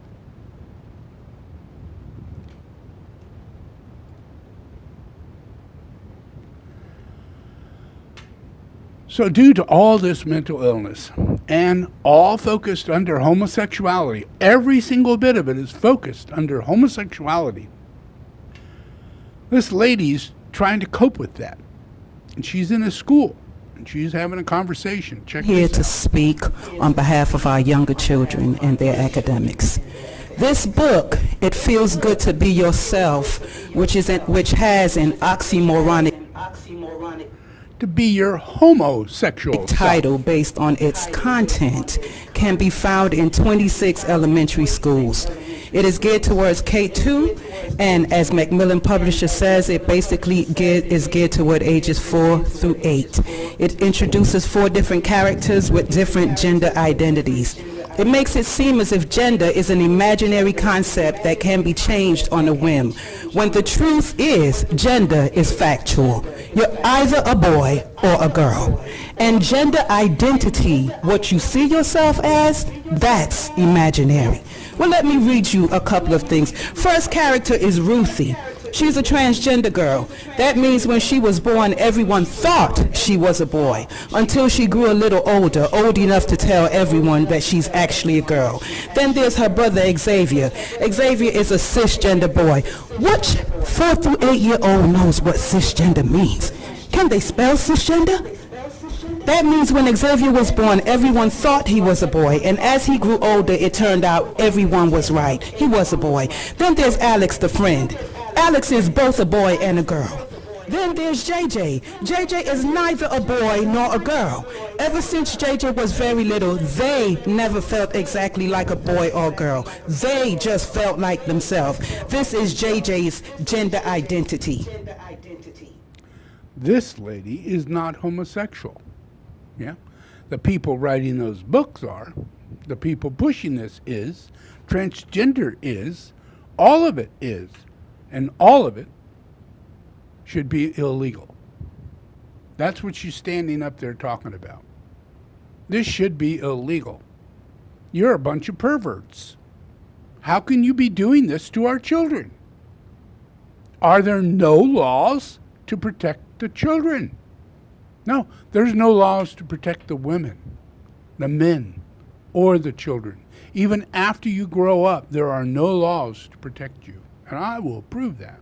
Some kids feel like girls. Some kids feel like boys. Some kids feel like a little bit of both. Part boy, part girl. Reminds me of that old commercial. Sometimes you feel like a nut, sometimes you don't. Is that okay? Some kids don't feel exactly like a boy or a girl. They feel like neither. Some kids feel that their gender identity isn't always the same. It's often changing. So now are we endorsing schizophrenia? What are we doing? Whether you feel like a boy or a girl or neither, if you describe yourself another way, that is your gender identity. When does this foolishness stop? When you shroud lunacy, insanity, or fallacy in colorful words and pictures to be read to young children, you have created an unsafe environment, since we're talking about safe environment, right? Where does it stop? At this tender age, our children should be learning their ABCs and 1, 2, 3s. Who authorized this? Who told you that you are God? Who gave you permission to tell our children who they are and who they're supposed to be? This is intentional and evil at its core. Get back to what you were elected to do and formally educate our children, not indoctrinate them with left-wing ideologies under the guise of providing a safe and welcoming space. Hear us clearly. We will not surrender our children. Leave our children alone.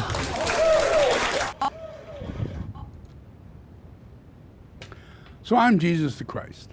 Yep. And I normally am sitting in like a situation like this. You know, big monastery, lots of disciples, and they're all focused in a monastery, focused studying and doing pujas and cleansing themselves and the earth 24/7. That's our commitment. Commitment. That's my group. But I can't say, you know, in everywhere, you know, homosexuality is not there. It is there. It's inside of everything. But now I sit in America. Yeah, sharing my views as the head of the hierarchy. Literally, the highest living being on this planet, me. And I'm sharing my views. And these views are becoming yours because I'm the head of the hierarchy. And all of you are members of the hierarchy, whether you like it or not, because I'm saving your ass from being corrupted by Satan. Read your Bible. That's what I'm here for. That's what I do. And in that Bible, it's the only place that tells you all this and warns you the outcome if you don't follow. And you're in it now. So let's imagine this continues. Hate. Men dressed up, homosexual men dressed up as girls. Not just because they're homosexual, because they're heavily, violently hateful. They hate women, hate little girls, hate girls. So how can they seed their hate into society? End girls. End it. Stop girls. Stop them from coming out as girls. Stop them from moving forward in the world. Imagine girls. You know, they're trying to gain skills. Sports is one of the best ways to develop skills when you're a girl. You know, you're not lazy, you're building up, you're committed, you're focusing on your body, your health, and team. It's a very soulful act. The competition is not a soulful act, but teamwork is. And if you can let go of the competition and allow yourself to lose with grace, it's a soulful act. So you have an opportunity. Don't be like Trump. He can't lose with grace. He's evil. We're all tempted in this world. Yeah. No matter what we're doing, we're tempted. Sports is one. You could cheat. Are you a cheater? Cheater is a hater. Cheater hates people who do what they're supposed to do to get to where they're supposed to go. A cheater is a fake, a liar. Deceives people that he's got those degrees or he has these abilities and all that. But it's not true. So imagine these homosexuals decide that they want to destroy women. So one of the better ways to do that is to enter female sports and compete with them and lie and create a new gender, transgender. Now I'm a girl. Because we created transgender, you have to believe in it because it's a pronoun. Yep, he, she, it, it's there. You have to believe in it, because homosexuals do. And we have to be their allies, we have to be supportive. So this guy comes in, goes into the locker room, pulls his dick out, shows it to all the girls. They're freaking. What the heck? They leave the locker room. They go to private areas to undress. They can't believe this is happening. They go to tell their coach. They tell their parents.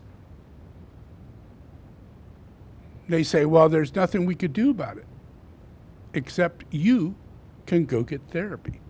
You. Not the homosexual. You. While I am not an NCAA champion, I hold the New England Independent School League record in the 400-yard freestyle relay, a record that has stood since March of 2017. In September of 2021, Leah Thomas began participating as a member of the Penn women's team. Leah, formerly Will, had personal best times in every freestyle event that were faster than the women's world records. Once the season began, Thomas was leading the country in multiple events, while only placing in the top 500 in those events on the men's team. Thomas later became an NCAA champion in the 500-yard freestyle, the first NCAA champion in our women's team history program. While many of you already know this, what you do not know is the experiences of the women on the University of Pennsylvania swim team. My teammates and I were forced to undress in the presence of Leah, a 6'4" tall biological male, fully intact with male genitalia, 18 times per week. Some girls opted to change in bathroom stalls, and others used the family bathroom to avoid this. When we tried to voice our concerns to the athletic department, we were told that Leah's swimming and being in our locker room was a non-negotiable, and we were offered psychological services to attempt to re-educate us to become comfortable with the idea of undressing in front of a male. To sum up the university's So is that response, okay with you? we, the women, were the problem, not the victims. We were expected to conform, to move over, and shut up. While I am not an NCAA champion, I hold to move over and shut up. Our feelings didn't matter. The university was gaslighting and fear-mongering women to validate the feelings and identity of a male. As an attempt to voice my concern about the situation we were forced into, revealing the unjust and unfair treatment, I wrote an op-ed for the Daily Pennsylvanian, the student-run newspaper. I approached this from a scientific, statistical perspective where I used my engineering background to discuss how Y chromosomes cannot be changed by any surgical procedure or systemic therapy. So many would say that what is wrong with a gay person wanting to be transgender? Well, it's mental illness. First of all, it's mental illness. And then the harm it does. Carrying a lie into a truth. A truth. Yeah, you have young ladies who want to play basketball. Young ladies who want to swim. Young ladies who want to play soccer. You know, and this lady wanted to swim. And there were a lot of swimmers. And they never, ever imagined that they would be walking into their gym with a guy, a big guy, taking his clothes off in front of you in the women's locker room. That would never, ever go down any time in the past. But because of transgender, it is. Mental illness. We are collectively mentally ill. This biological fact lends itself to athletic advantages that cannot be mitigated by lowering testosterone levels, which are readily apparent in sports competitions and locker rooms. The Daily Pennsylvanian published my article on the evening of February 10th, 2022. Only a few hours later, my piece was retracted. I was given no notice nor reasoning. Again, I was silenced for my dissenting viewpoint and felt my First Amendment rights were denied by my university. This is representative of a greater issue, the destruction of free speech. Today, any discussion maintaining the sanctity of women's spaces is labeled transphobic, bigoted, and hateful. What's bigoted and hateful is the discrimination against women and the efforts to erase women and our equal opportunities, dignity, and safe spaces. So what's the outcome of this? Is it that we're trying to erase women so only men will be alive? Nah, we're going both sides. We are equally trying to erase both male and female and doing a darn good job of it. Really good job of it. This is a young man who's trying to live his life, as are all men. But this was his experience of trusting dating, being with a girl, and thinking that, well, I'm going to do my best. I'm going to be a nice guy. I'm going to date. She says she likes me. I spent 7 years with that girl and I regret it very much. She called me ugly. She forced me to walk 5 to 10 meters behind her. She never held my hand. She never kissed me. She never did anything to show appreciation of me. She was always angry, aggressive. She forgot my birthday. She was cheating on me.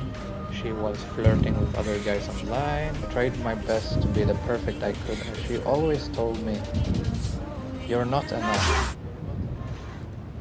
I spent 7 years with that girl. 7 years. 7 years. And a lot of guys spend a lot longer than that. And you know, I know you're looking at him going, well, he is ugly. He is not ugly. He is not ugly. There's nothing wrong with him. Nothing. We all have flaws. We all have things. There's nothing perfect about any of us. Nothing. You know.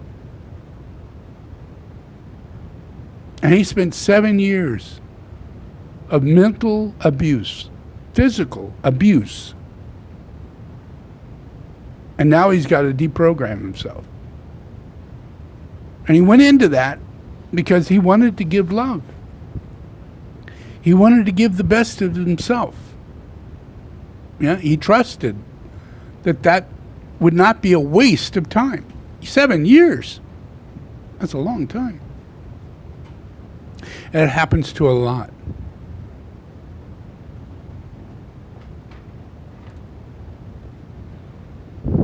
Feminist. Yes.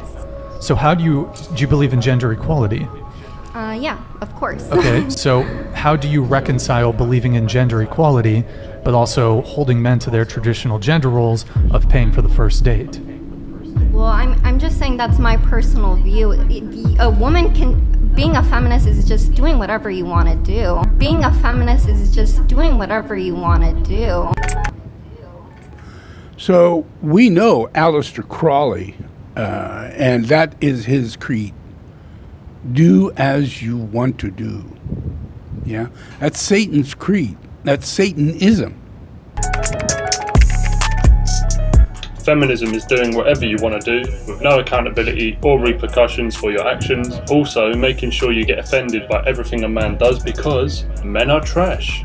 Being a feminist is just doing whatever you want to do and not being bashed by society for that. And obviously, like standing up for like women's like rights and stuff like that. But when I don't know, I just feel like this question's really dense. You believe in gender equality. Don't you think you ought to split the bill on the first date?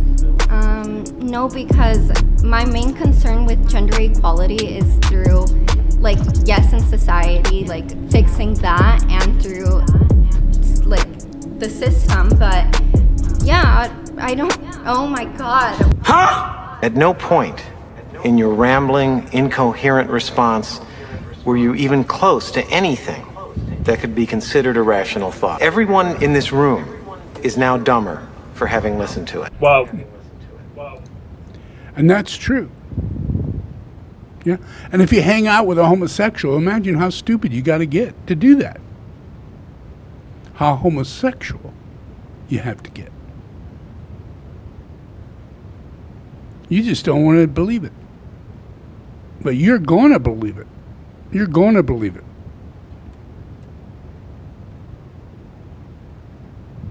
the White House and around the country, the U.S. military is in the middle of what is a massive recruiting drought. In 2022, the U.S. Army had its most difficult recruiting year since it ended the draft in 1973. Other branches are struggling too, leaving the Army, Navy, and Air Force roughly 30,000 recruits short of their goals.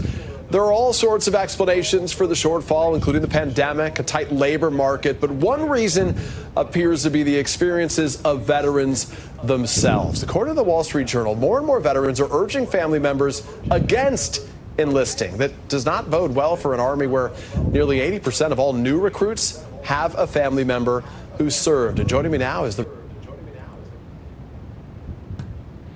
So that doesn't fit the masculine kind of identity of man.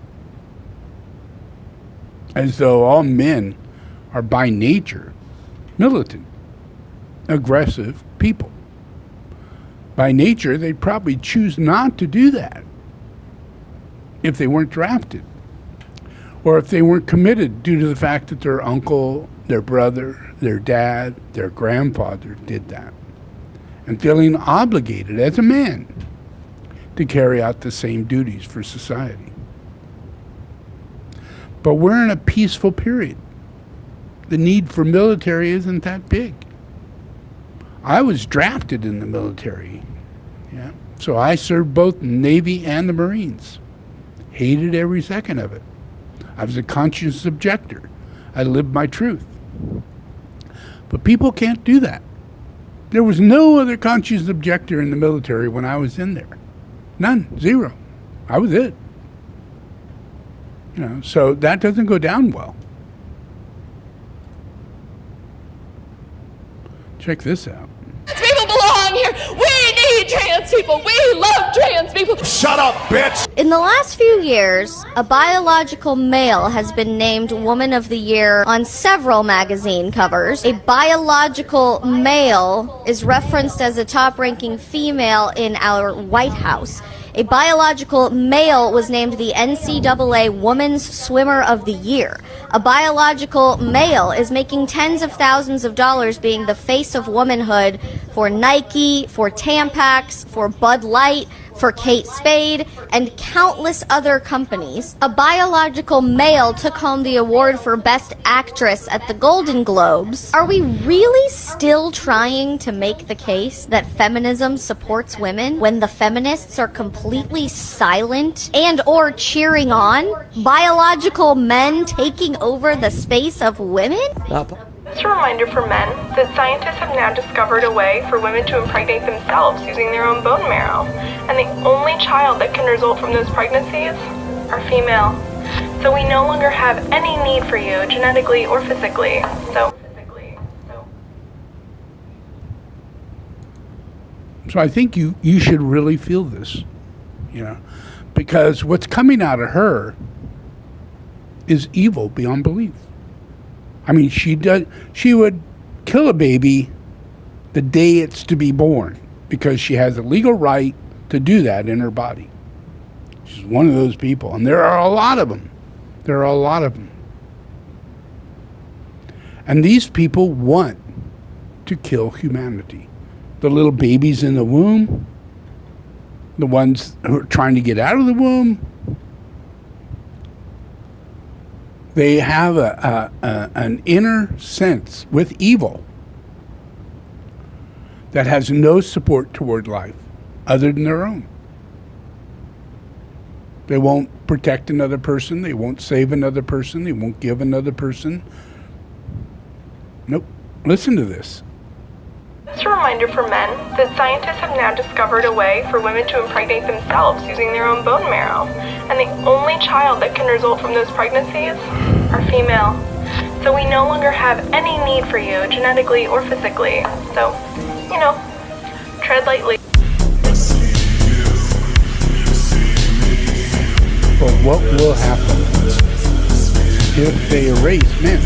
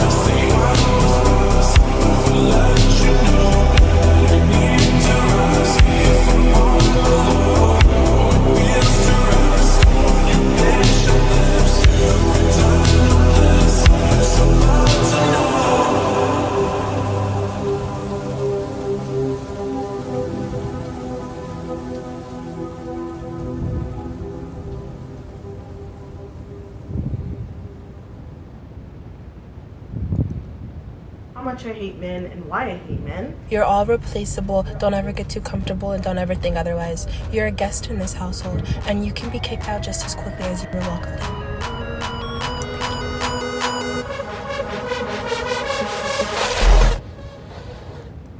One thing holding you back from dating again. As a heterosexual female, I think we could all agree that the number one reason we are not dating is men.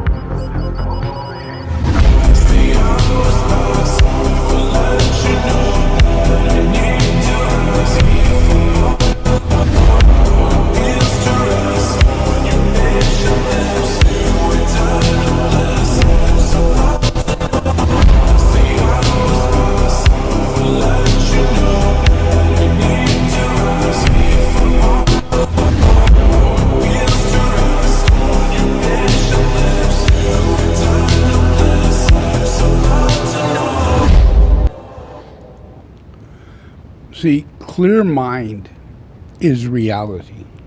Clear mind is reality. Yeah. So imagine reality is everywhere that we look, right? We see we have cell phones. We see we have cars. We see we have roads, and that's safe. We see we have electricity coming through the house. We see we have fuel going through the lines into our cars. We see we have all the things that it takes for us to live. We have our clothing. We have manufacturing.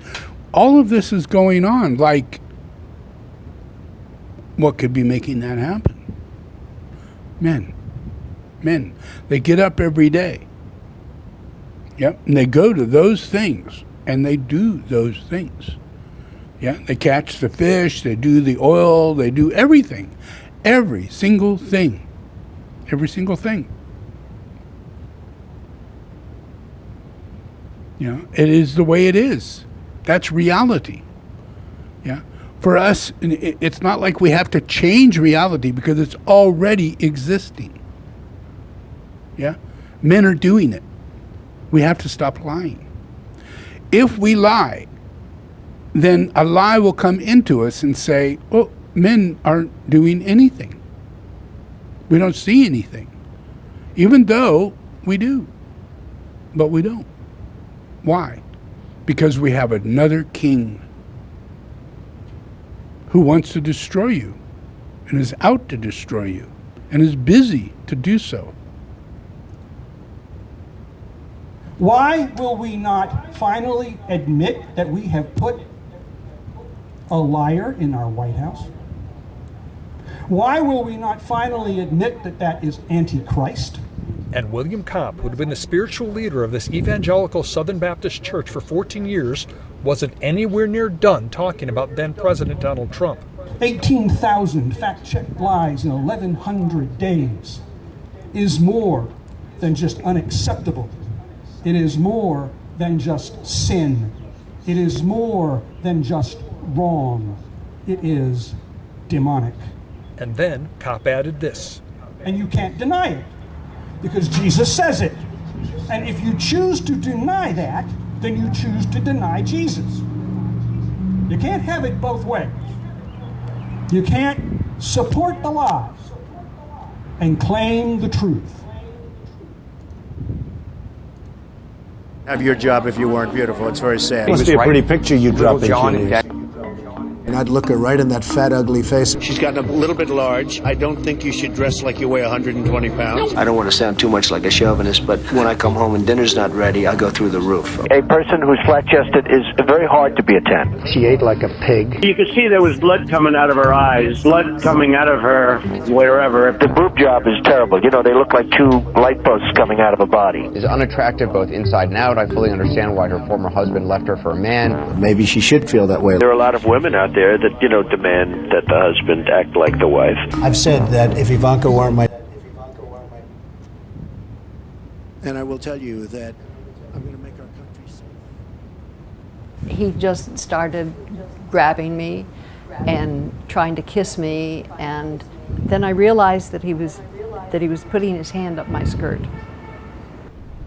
And I'm talking to my friend who I'm sitting to and across from on my left side. I'm very clear on this. this is the vivid part for me. So the person on my right, who unbeknownst to me at that time was Donald Trump, put their hands up my skirt. He did touch my vagina through my underwear. Absolutely. Donald sat me right next to him. He placed me right next to him. And that was the time when he started to go for it and had his hand on my leg, moving forward, and went for it, touching my private parts, pushing me up against the wall, forcing me to kiss, forcing a kiss on me, and again with his hands all over my body and up again my dress with the hands. The lawsuit alleging Trump sexually assaulted her at several different parties in 1994 when she was only 13 years old. Attorney Lisa Bloom said the woman, who has gone by the pseudonym Jane Doe, had received numerous terrible threats and gave a short statement. Jane Doe has received numerous threats today, as have all the Trump accusers that I have represented. She is living in fear. She has decided that she is too afraid to show her face. She's been here all day, ready to do it, but unfortunately, she's in terrible fear.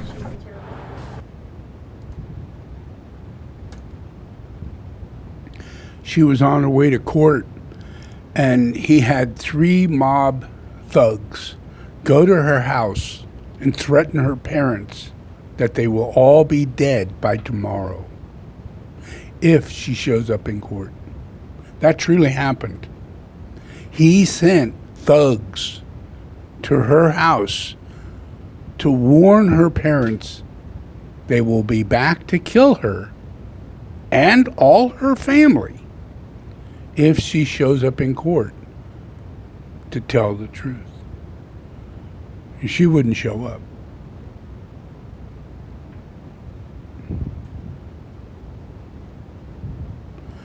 And then Trump, he needed electorals, people who were not really legally the people who were rightfully capable of doing the electoral ballot count. And he called people who were interested in such a job and told them to meet at a building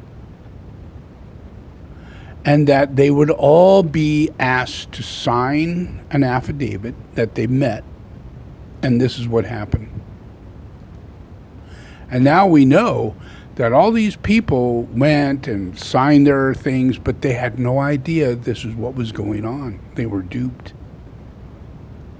She's 73 years old. She actually ran in 2022 as a Republican for a state representative. She was unsuccessful. That's Wayne County's 9th district in Detroit. She said she is a duly designated delegate for the Republican Party. She says when she was called to a meeting, she thought she was going as a delegate, not as an elector. Take a listen.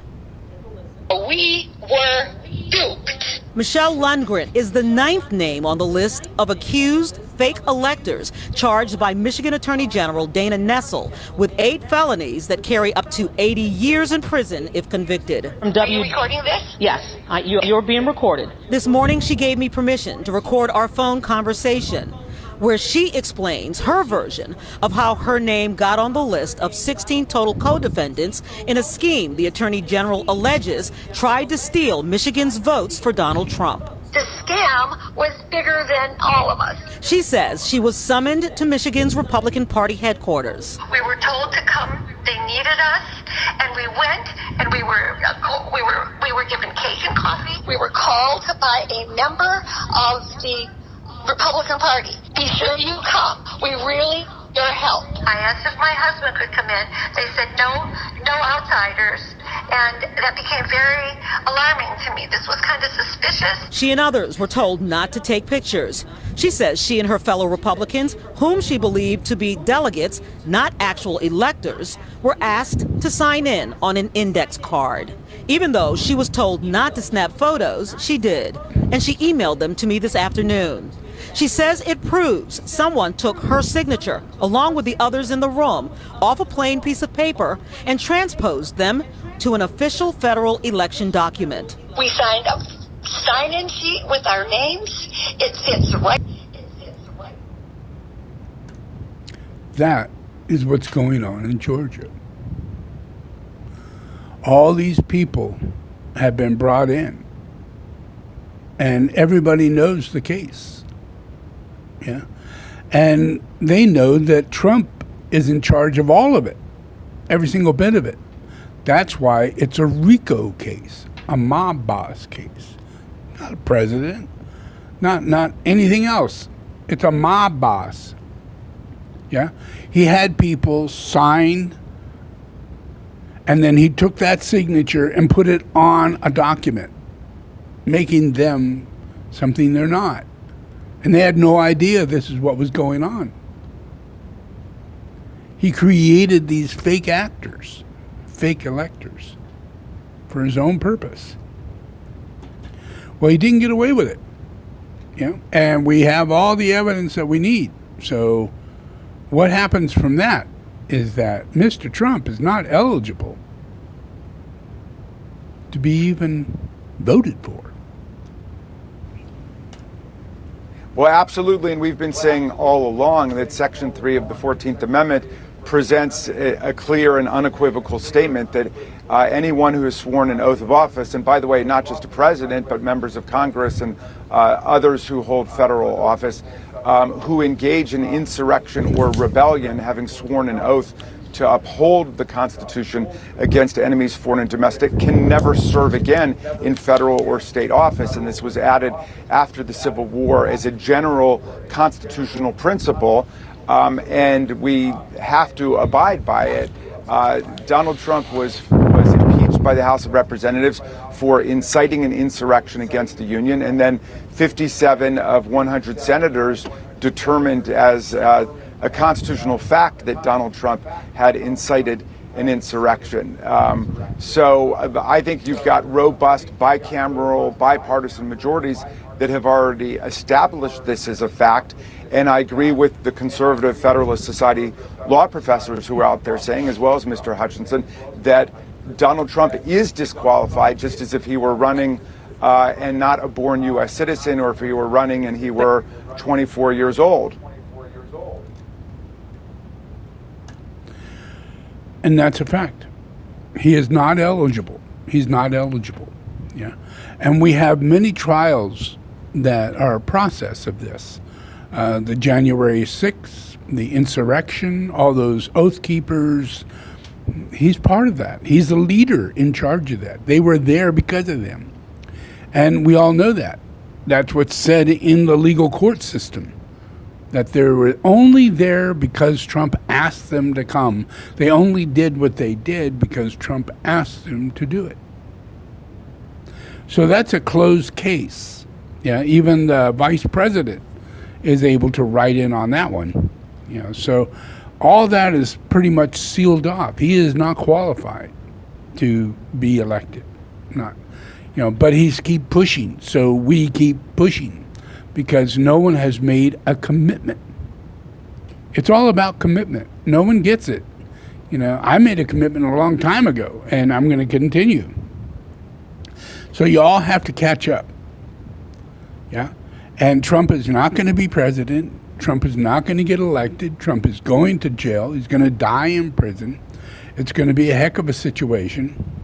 Yeah? A lot of things are going to come down. A whole lot, hundreds and hundreds and hundreds of lunar lords are all going to get imprisoned.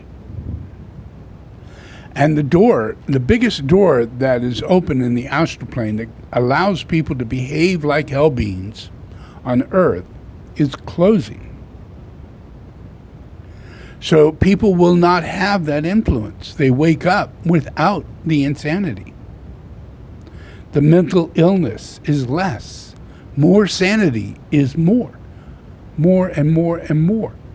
It's a growing reality that is the way we're moving. Yeah.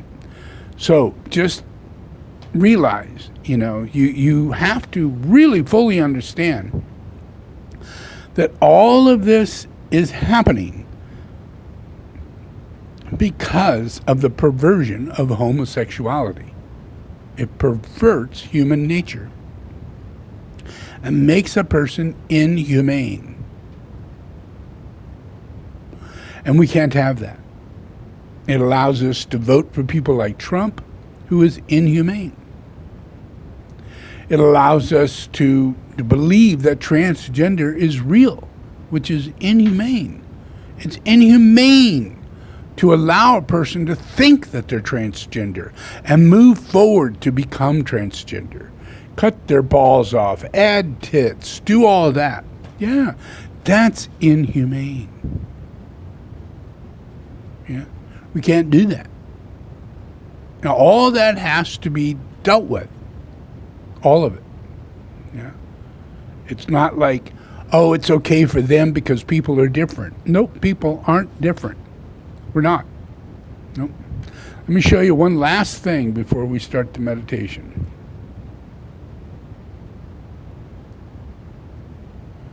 I think I got it in here.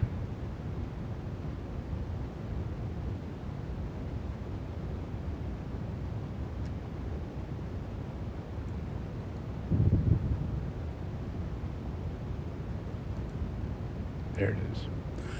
Okay, so I'm going to show you reality, science, yeah. I'm very big in science, yeah. So I want to get you to the point to where you see how sperm goes into an egg and creates the beginning process.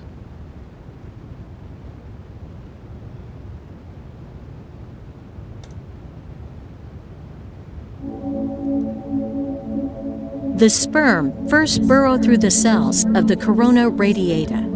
Then, upon contact with the zona pellucida, the sperm bind to the receptors in the zona pellucida.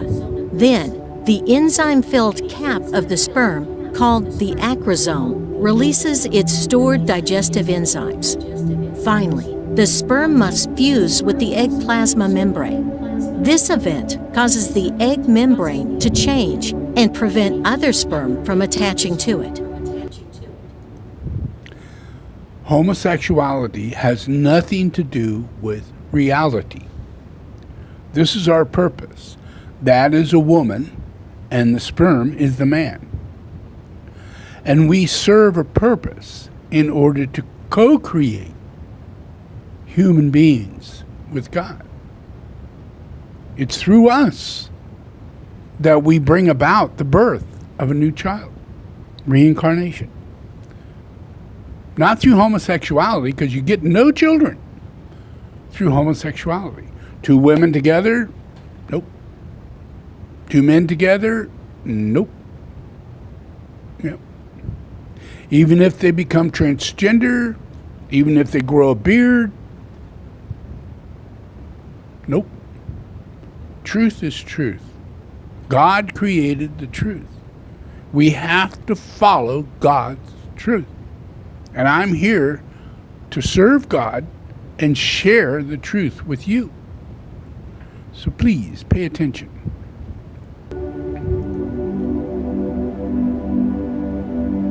Now attached, the sperm's nucleus, where the chromosomes are stored, enters the egg cell, looking for the egg's nucleus. Egg combines genetic material with the sperm to create a full set of chromosomal DNA with 23 pairs of chromosomes that contain a unique copy of half the genes of the parent source. This is the blueprint for a whole new, unique person that instantly determines gender, hair color, eye color, and many other characteristics. The combined sperm and egg is called a zygote. it is the earliest developmental stage. It divides rapidly in the days following fertilization. The zygote then travels down the fallopian tube to the uterus.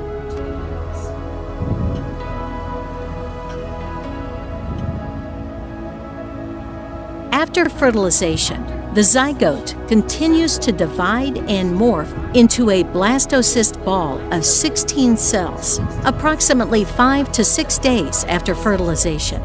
It is smaller than the tip of a ballpoint pen. Only 20% to 30% of fertilized eggs will reach the blastocyst stage. Embryos that survive this stage of development have a high implantation potential once transferred into the uterine cavity. The blastocyst hatches out of its shell and burrow into the uterine wall, endometrium, which serves as the source of oxygen and nutrients. About 4 weeks from the beginning of the last period, near the next period, the blastocyst has begun to produce the pregnancy hormone to tell your ovaries to stop releasing eggs. From then on, the menstrual cycle pauses. The blastocyst is called an embryo now. Home pregnancy test might be able to get a positive result. Isn't that beyond cool? Yeah? And that's the truth behind genders. This is a very normal world. Very normal world. It's not astral. It's divine. Down to the very smallest of everything that happens here. As long as it's in the truth. It hasn't been perverted yet. And it will end out as divine. So let's take one more look at this.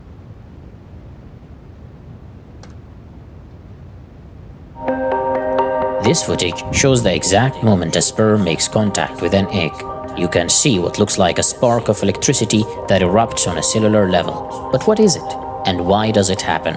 Could it be the start of consciousness? Or is it just a mere biological process that happens whenever fertilization occurs? When a sperm makes contact with an egg, a flash of light is produced indicating that the egg has been successfully fertilized and can now develop into a healthy embryo. The spark itself occurs when the fertilized egg releases billions of atoms of zinc. These atoms are released at the exact moment of conception. Some eggs produce brighter sparks than others, depending on their ability to develop into a healthy embryo.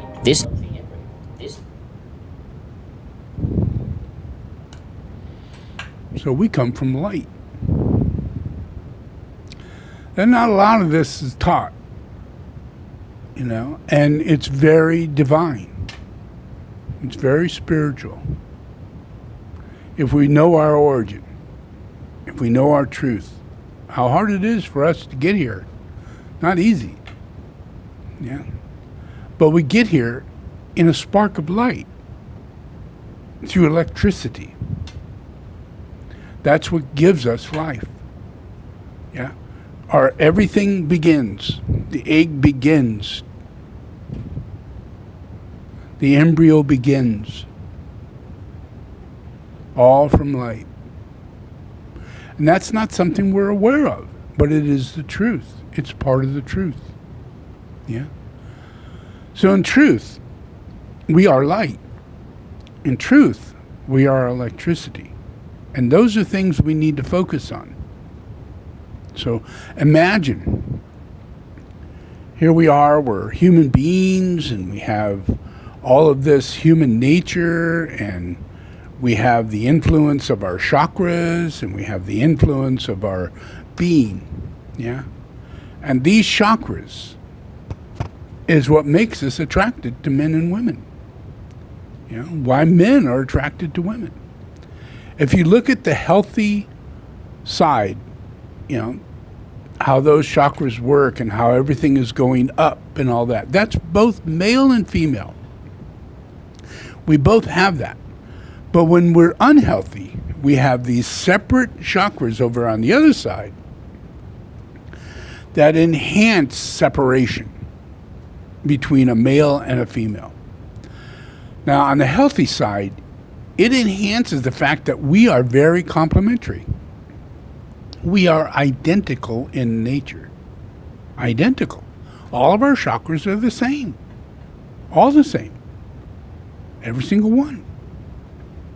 That's a phenomenon. We're not expecting that. You would think males have different chakras and females have different chakras. They actually don't. But there is an influence within these chakras that are dominant, male and female. Yeah.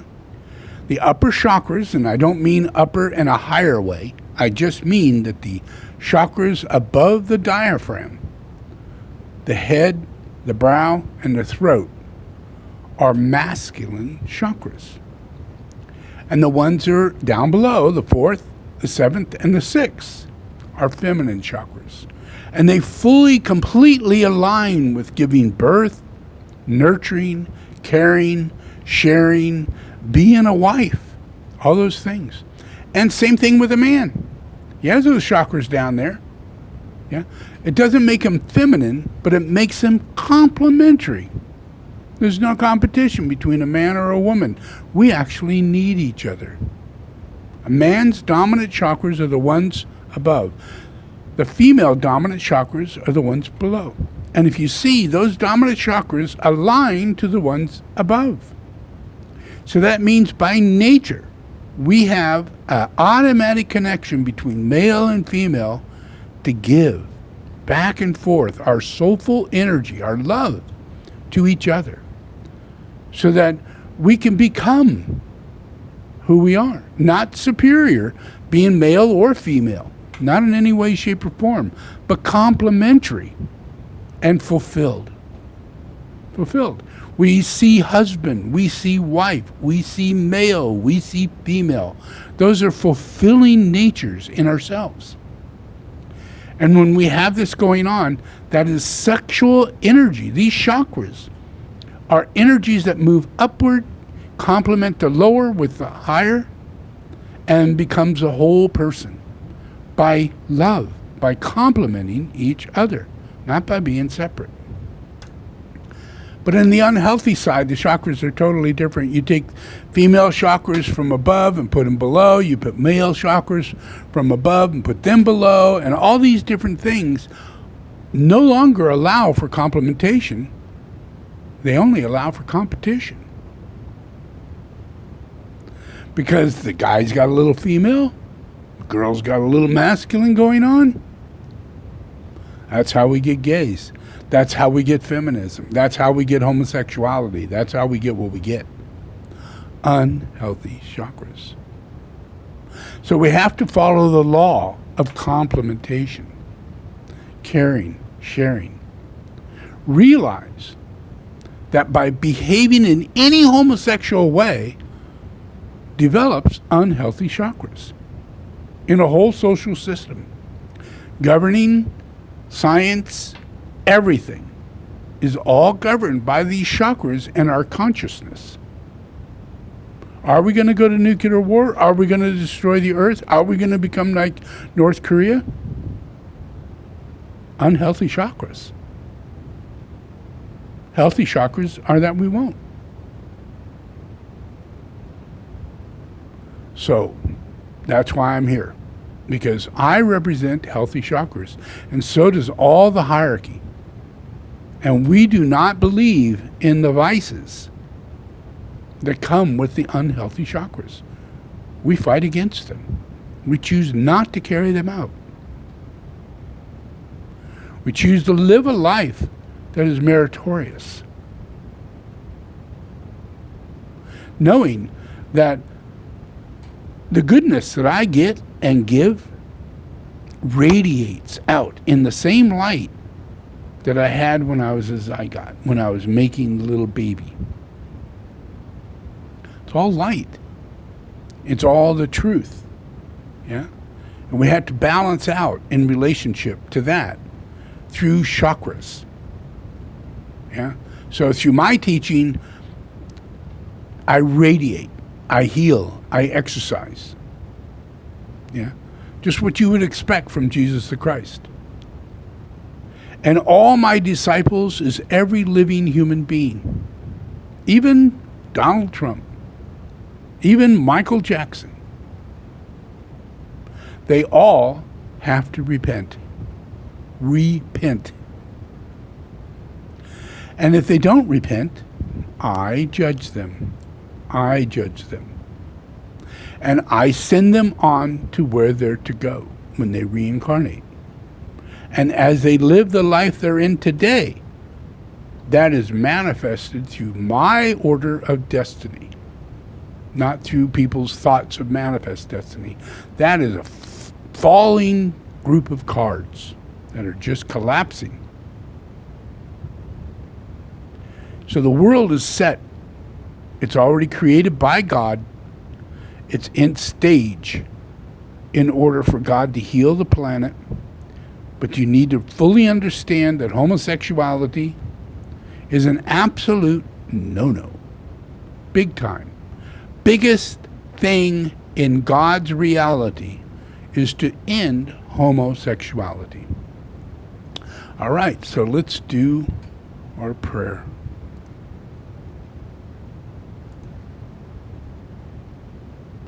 We're going to do the great invocation. Just relax.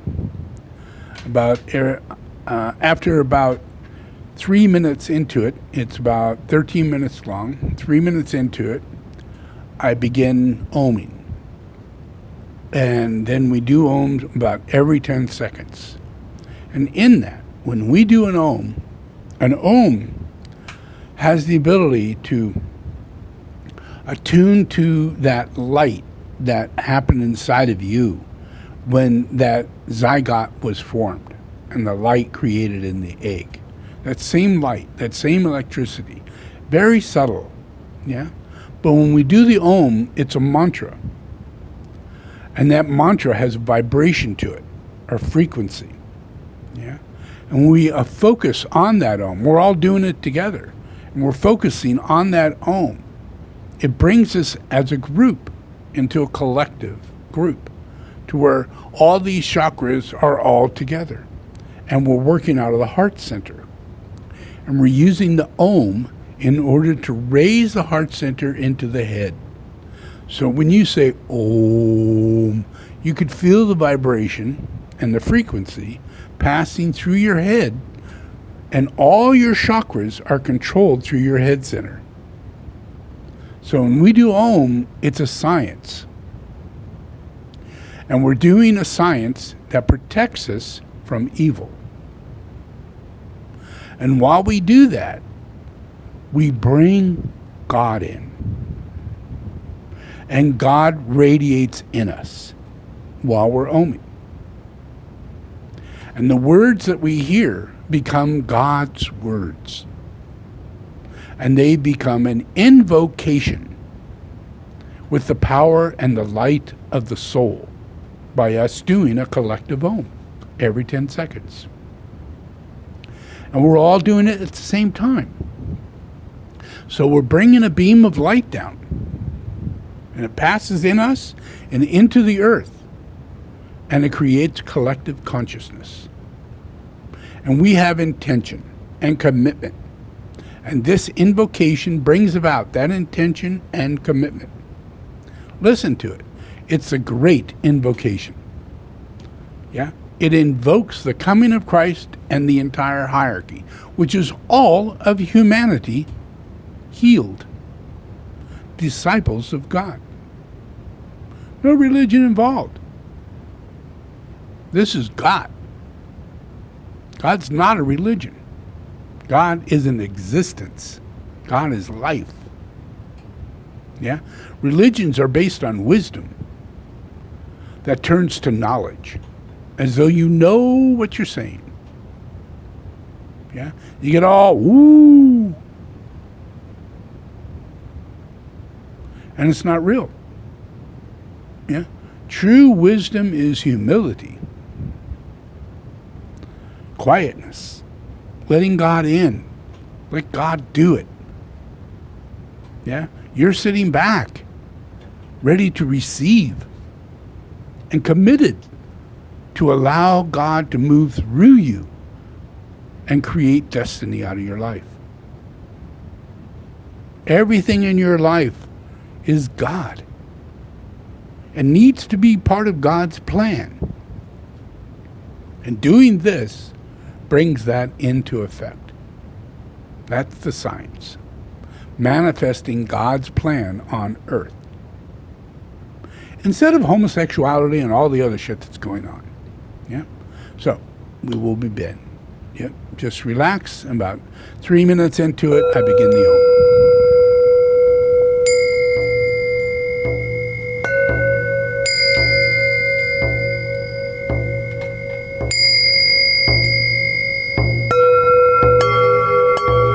These are crystal glasses, Tibetan.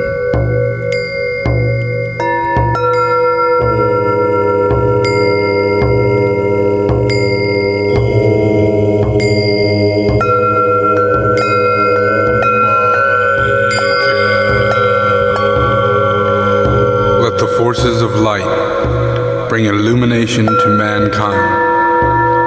Let the spirit of peace be spread abroad.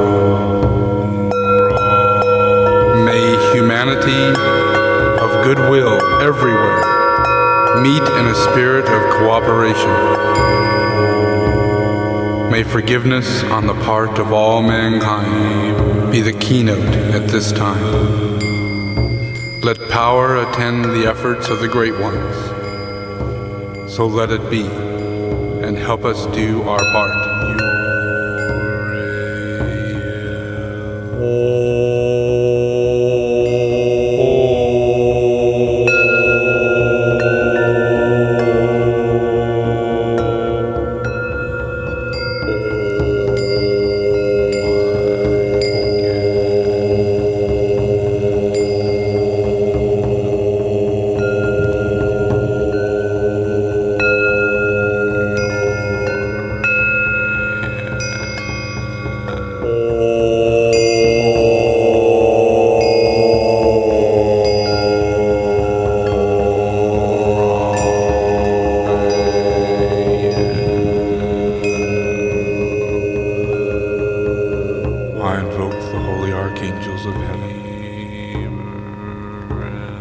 Let the Lords of Liberation issue forth. Let them bring succor to the sons of mankind. Let the rider from the secret place come forth. And come say, come forth, O Mighty One. Let the souls of mankind awaken to the light. And may they stand with massed intent. Let the fiat of the Lord go forth. The end of the woe has come. Come forth, O Mighty One. The hour of service of the saving force has now arrived. Let it be spread abroad, O Mighty One. Let light and love and power and death fulfill the purpose of the coming one. The will to save is here. The love to carry forth the work is widely spread abroad. The active aid of all who know the truth is also here. Come forth, O Mighty One, and blend these three. Construct a great defending wall. The rule of evil now must end.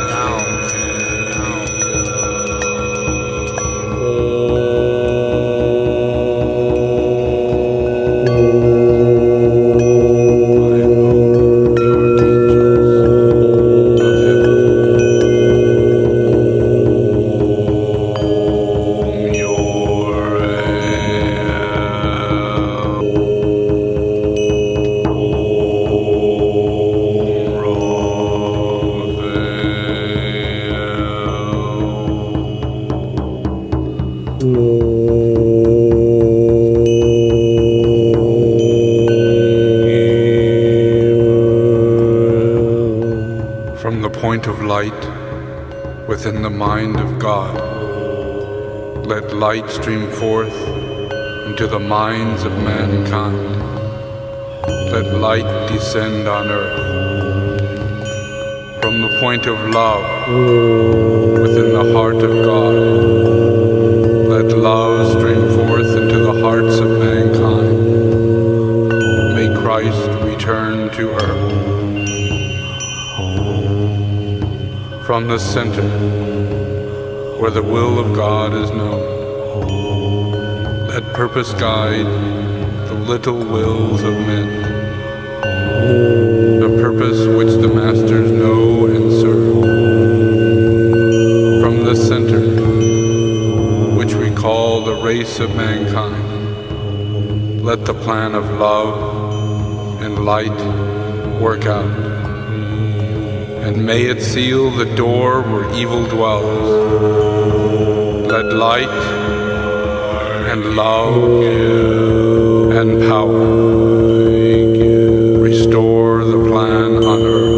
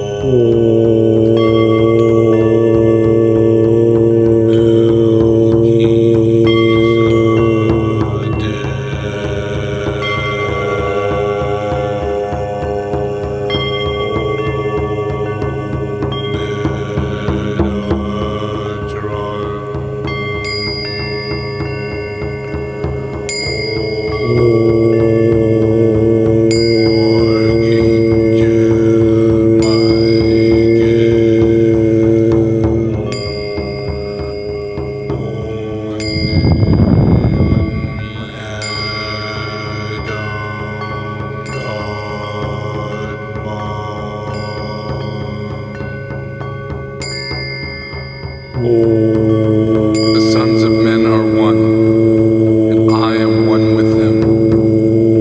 I seek to love, not hate. I seek to serve and not exact due service. I seek to heal, not to hurt. Let pain bring due reward of light and love. Let the soul control the outer form, and let life in all events,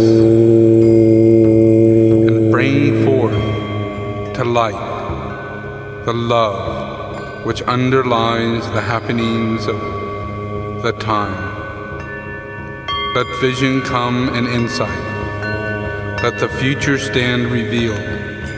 Let inner union demonstrate and outer cleavage be gone. Let love prevail. Let all mankind love.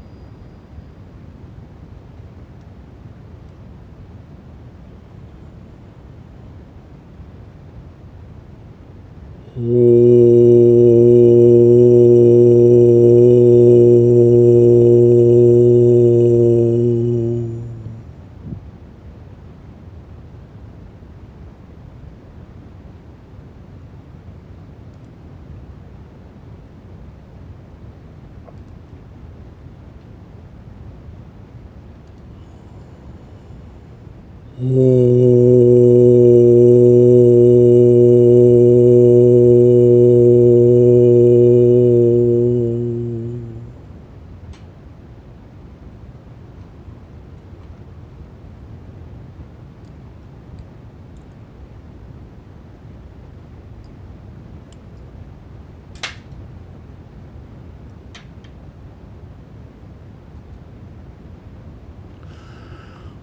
just relax.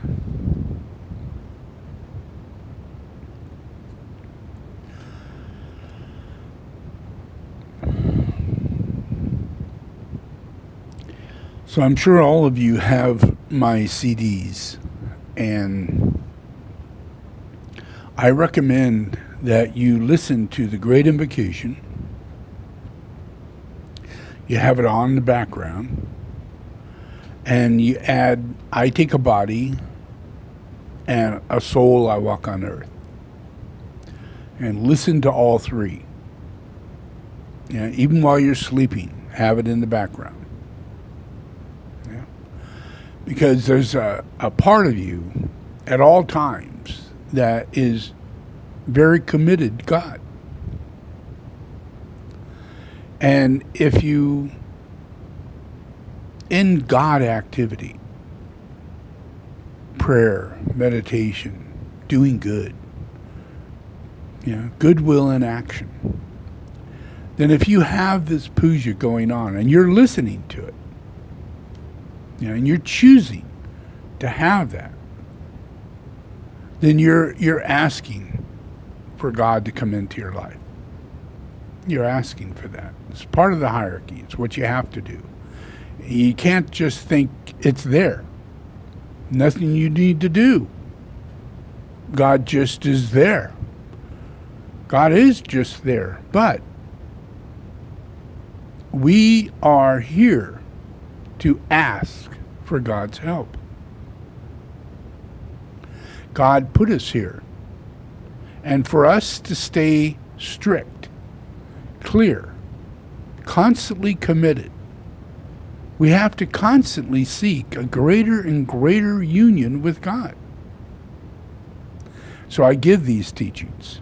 And every 3 months I give darshans. And they're about 8 to 10 hours long. So it's a commitment for you to have a relationship with God and receive teachings from God, just like I do once a week here on Sunday and once every 3 months. And you need to really commit. You need to do what you need to do to make sure you're at that darshan, to make sure you're listening to my teachings.